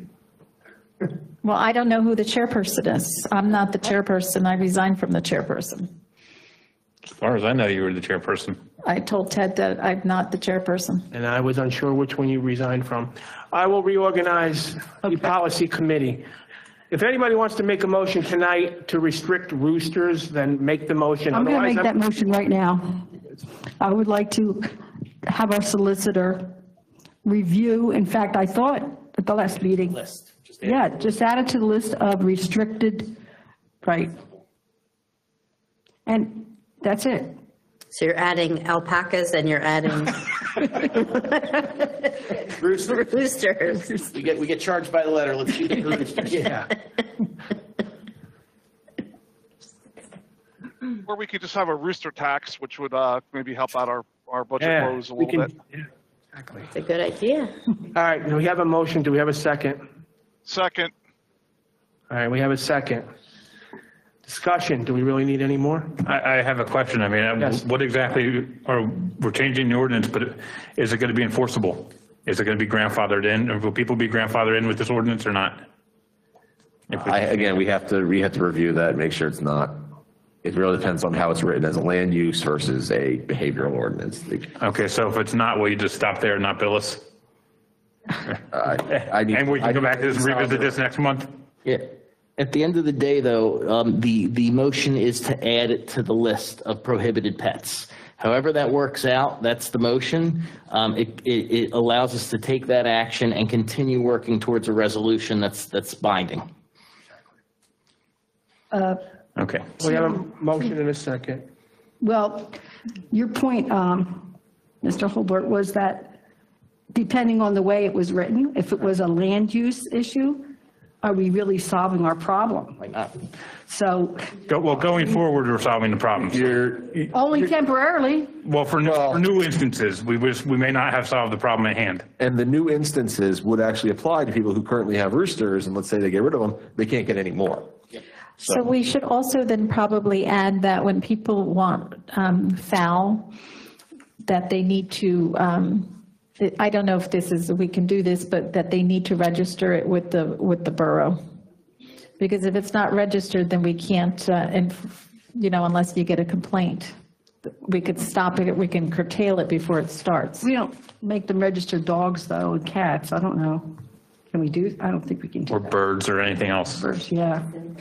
I mean. I don't think we have the manpower to register. Until the state takes it on as we have to have a license, I think we can't do anything. All right. So we have a motion and a second to at least begin the process to add roosters to the ordinance as a restricted pet/animal. All in favor? Aye. Opposed? Yeah, do we want public comment? Technically, can we add this with the new sunshine law? Yep, that's why it was worded, the way it was worded, right? Yes. No, it's only a discussion. It's not an action item. Oh, wait a second, leave my glasses on. We have discussion of amending the existing. Yeah, so we're moving to amend it. We just got specific with the amendment. Yeah. Yeah, but everything there says discussion, not motion. Solicitor? If you would like to do it, to make sure you can make a motion to add this to the agenda and then make the motion again to pass it, if you are that concerned. But I believe you're covered with it being written on the agenda, yes. And then we also just have to let everybody know tomorrow or something, right? Correct. Yes. Have to put it on our website. This is on there. It's literally done. Again, you haven't actually taken official action other than directing me to do something. So as of right now, there's no ordinance passed or anything like that, so. Okay, I'm fine with that. I'm going to circle back to the next item anyway. Okay. All right, motion passes 7-0. I think that's it. So And no one wants to hear my announcements, I'm certain. you have 30 seconds. I have 3 of them real quick, Ted.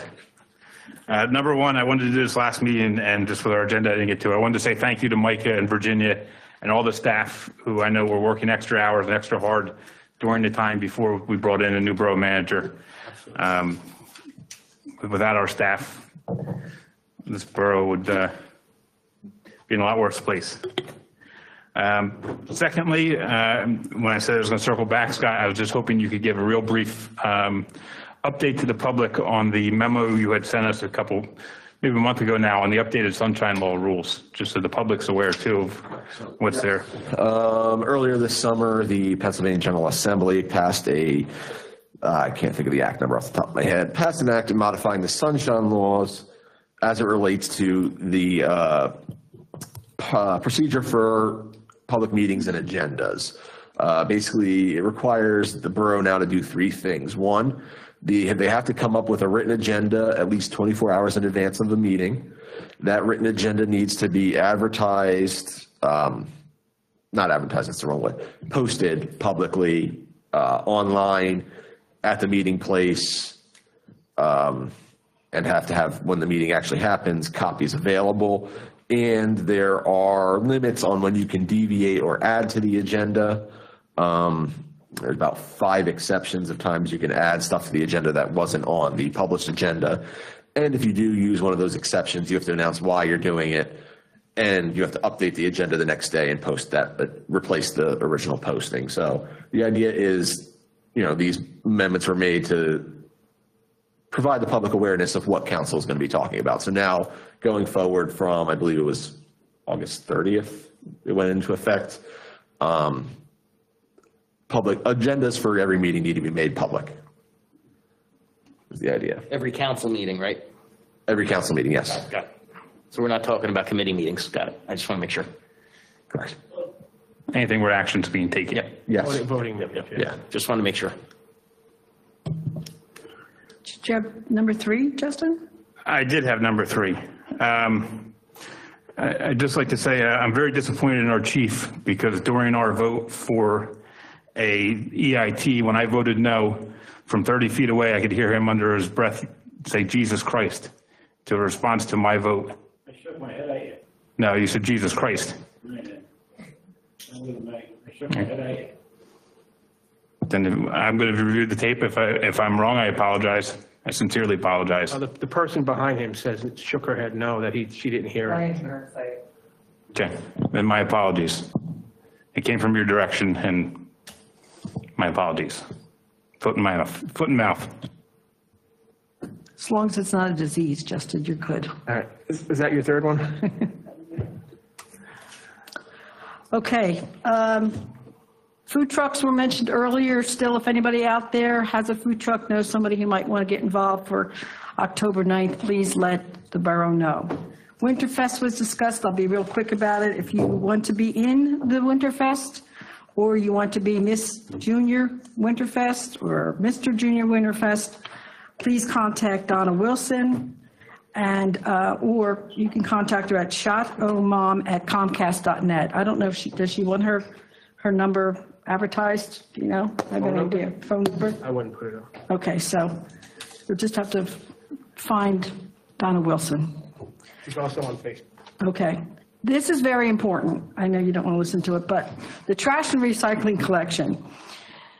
The notice was put out to all the residents that on a holiday week, the trash is delayed both times, not just the one of the holiday. So, of course, people put their trash out Wednesday night for Thursday, and it wasn't getting picked up till Friday. So I don't know how else to let people know, but they've been. There is no way, because I do it myself. I forget and put it out. I do it. On that matter, Nancy, I know some people have contacted the carrier, and they tell them it's the normal day on the second day because their customer service center doesn't know what their contract says. Well, then maybe they have to go back to listening to us, I suppose, because it was posted more than one place. It was only this last time, though. Every other time, they never did the whole week. They just did the day after the holiday. But the other thing that is happening with the garbage is that the guys are coming much earlier than they used to. They used to come at 2 o'clock in my neighborhood. Now they're there about 8 a.m. And people have been putting garbage. Oh, there you go. So people have been putting garbage out after the trucks have come by. So if you're still getting complaints, it may be because of that as well. And we finding that out, but. And I've also had staff place this information on the social media sites of the borough. And we've kind of put on there that they should follow our social media sites because we will most likely have the accurate information. Which it actually says that on ours that, you know. But trash on Bridge Street has really been an issue, though. So I don't know how else to, you know, they put it out, honestly, they put it out Friday afternoon, Friday morning, and it's there until Monday. So I just think these, somehow there again, that could come by and, you know, just give them a note, like warnings. Sure. Same people all the time. So. Can you do me a favor? The addresses? Just send some information. Okay. Library. To go into our library, you do need a mask, just letting everybody know. We have the raffles, which was mentioned earlier. Justin, your Saturday, October 23rd Monster March with your dog. Okay. The arts and economic recovery, I attended. I'm just going to say I attended. I'm not going to go over the review of it. It was a free webinar about the arts and where we stand with economic recovery and how we can possibly start to do some other things to get grants and so forth and so on, because I'm always trying to get grants. And let's see. Oh, this one is actually for our attorney. You had sent something out regarding the opioid litigation, and it had a deadline of September 21st. What's going on with that? Do you know? Oh, yeah, that was, I can never say this name properly. It was just there's a company, one of the opioid companies is in bankruptcy, and actually multiple of them are, but this is the second one coming up, and they reached a settlement, and there was a voting thing going on, and everyone's in favor of it. It was going to pass. But we didn't have to. No, we didn't have to do anything with that because, yes, you have counsel, you're one entity. Every other entity was voting for it, and unless you want to remove yourself from the settlement and sue them independently, there was really no action to be taken on the borough's behalf. But yes, so. I just know it had a date. Yeah, it was, well, Purdue Pharma was this summer, they had one, and I can never say, it's a German company, begins with an M, I can't think of it, but they're multi-billion-dollar settlements that are, and hundreds of $1 millions are coming to the state of Pennsylvania. Motion to adjourn. You done? I guess. Second. I am. All in favor? I was. Aye. Aye. Aye.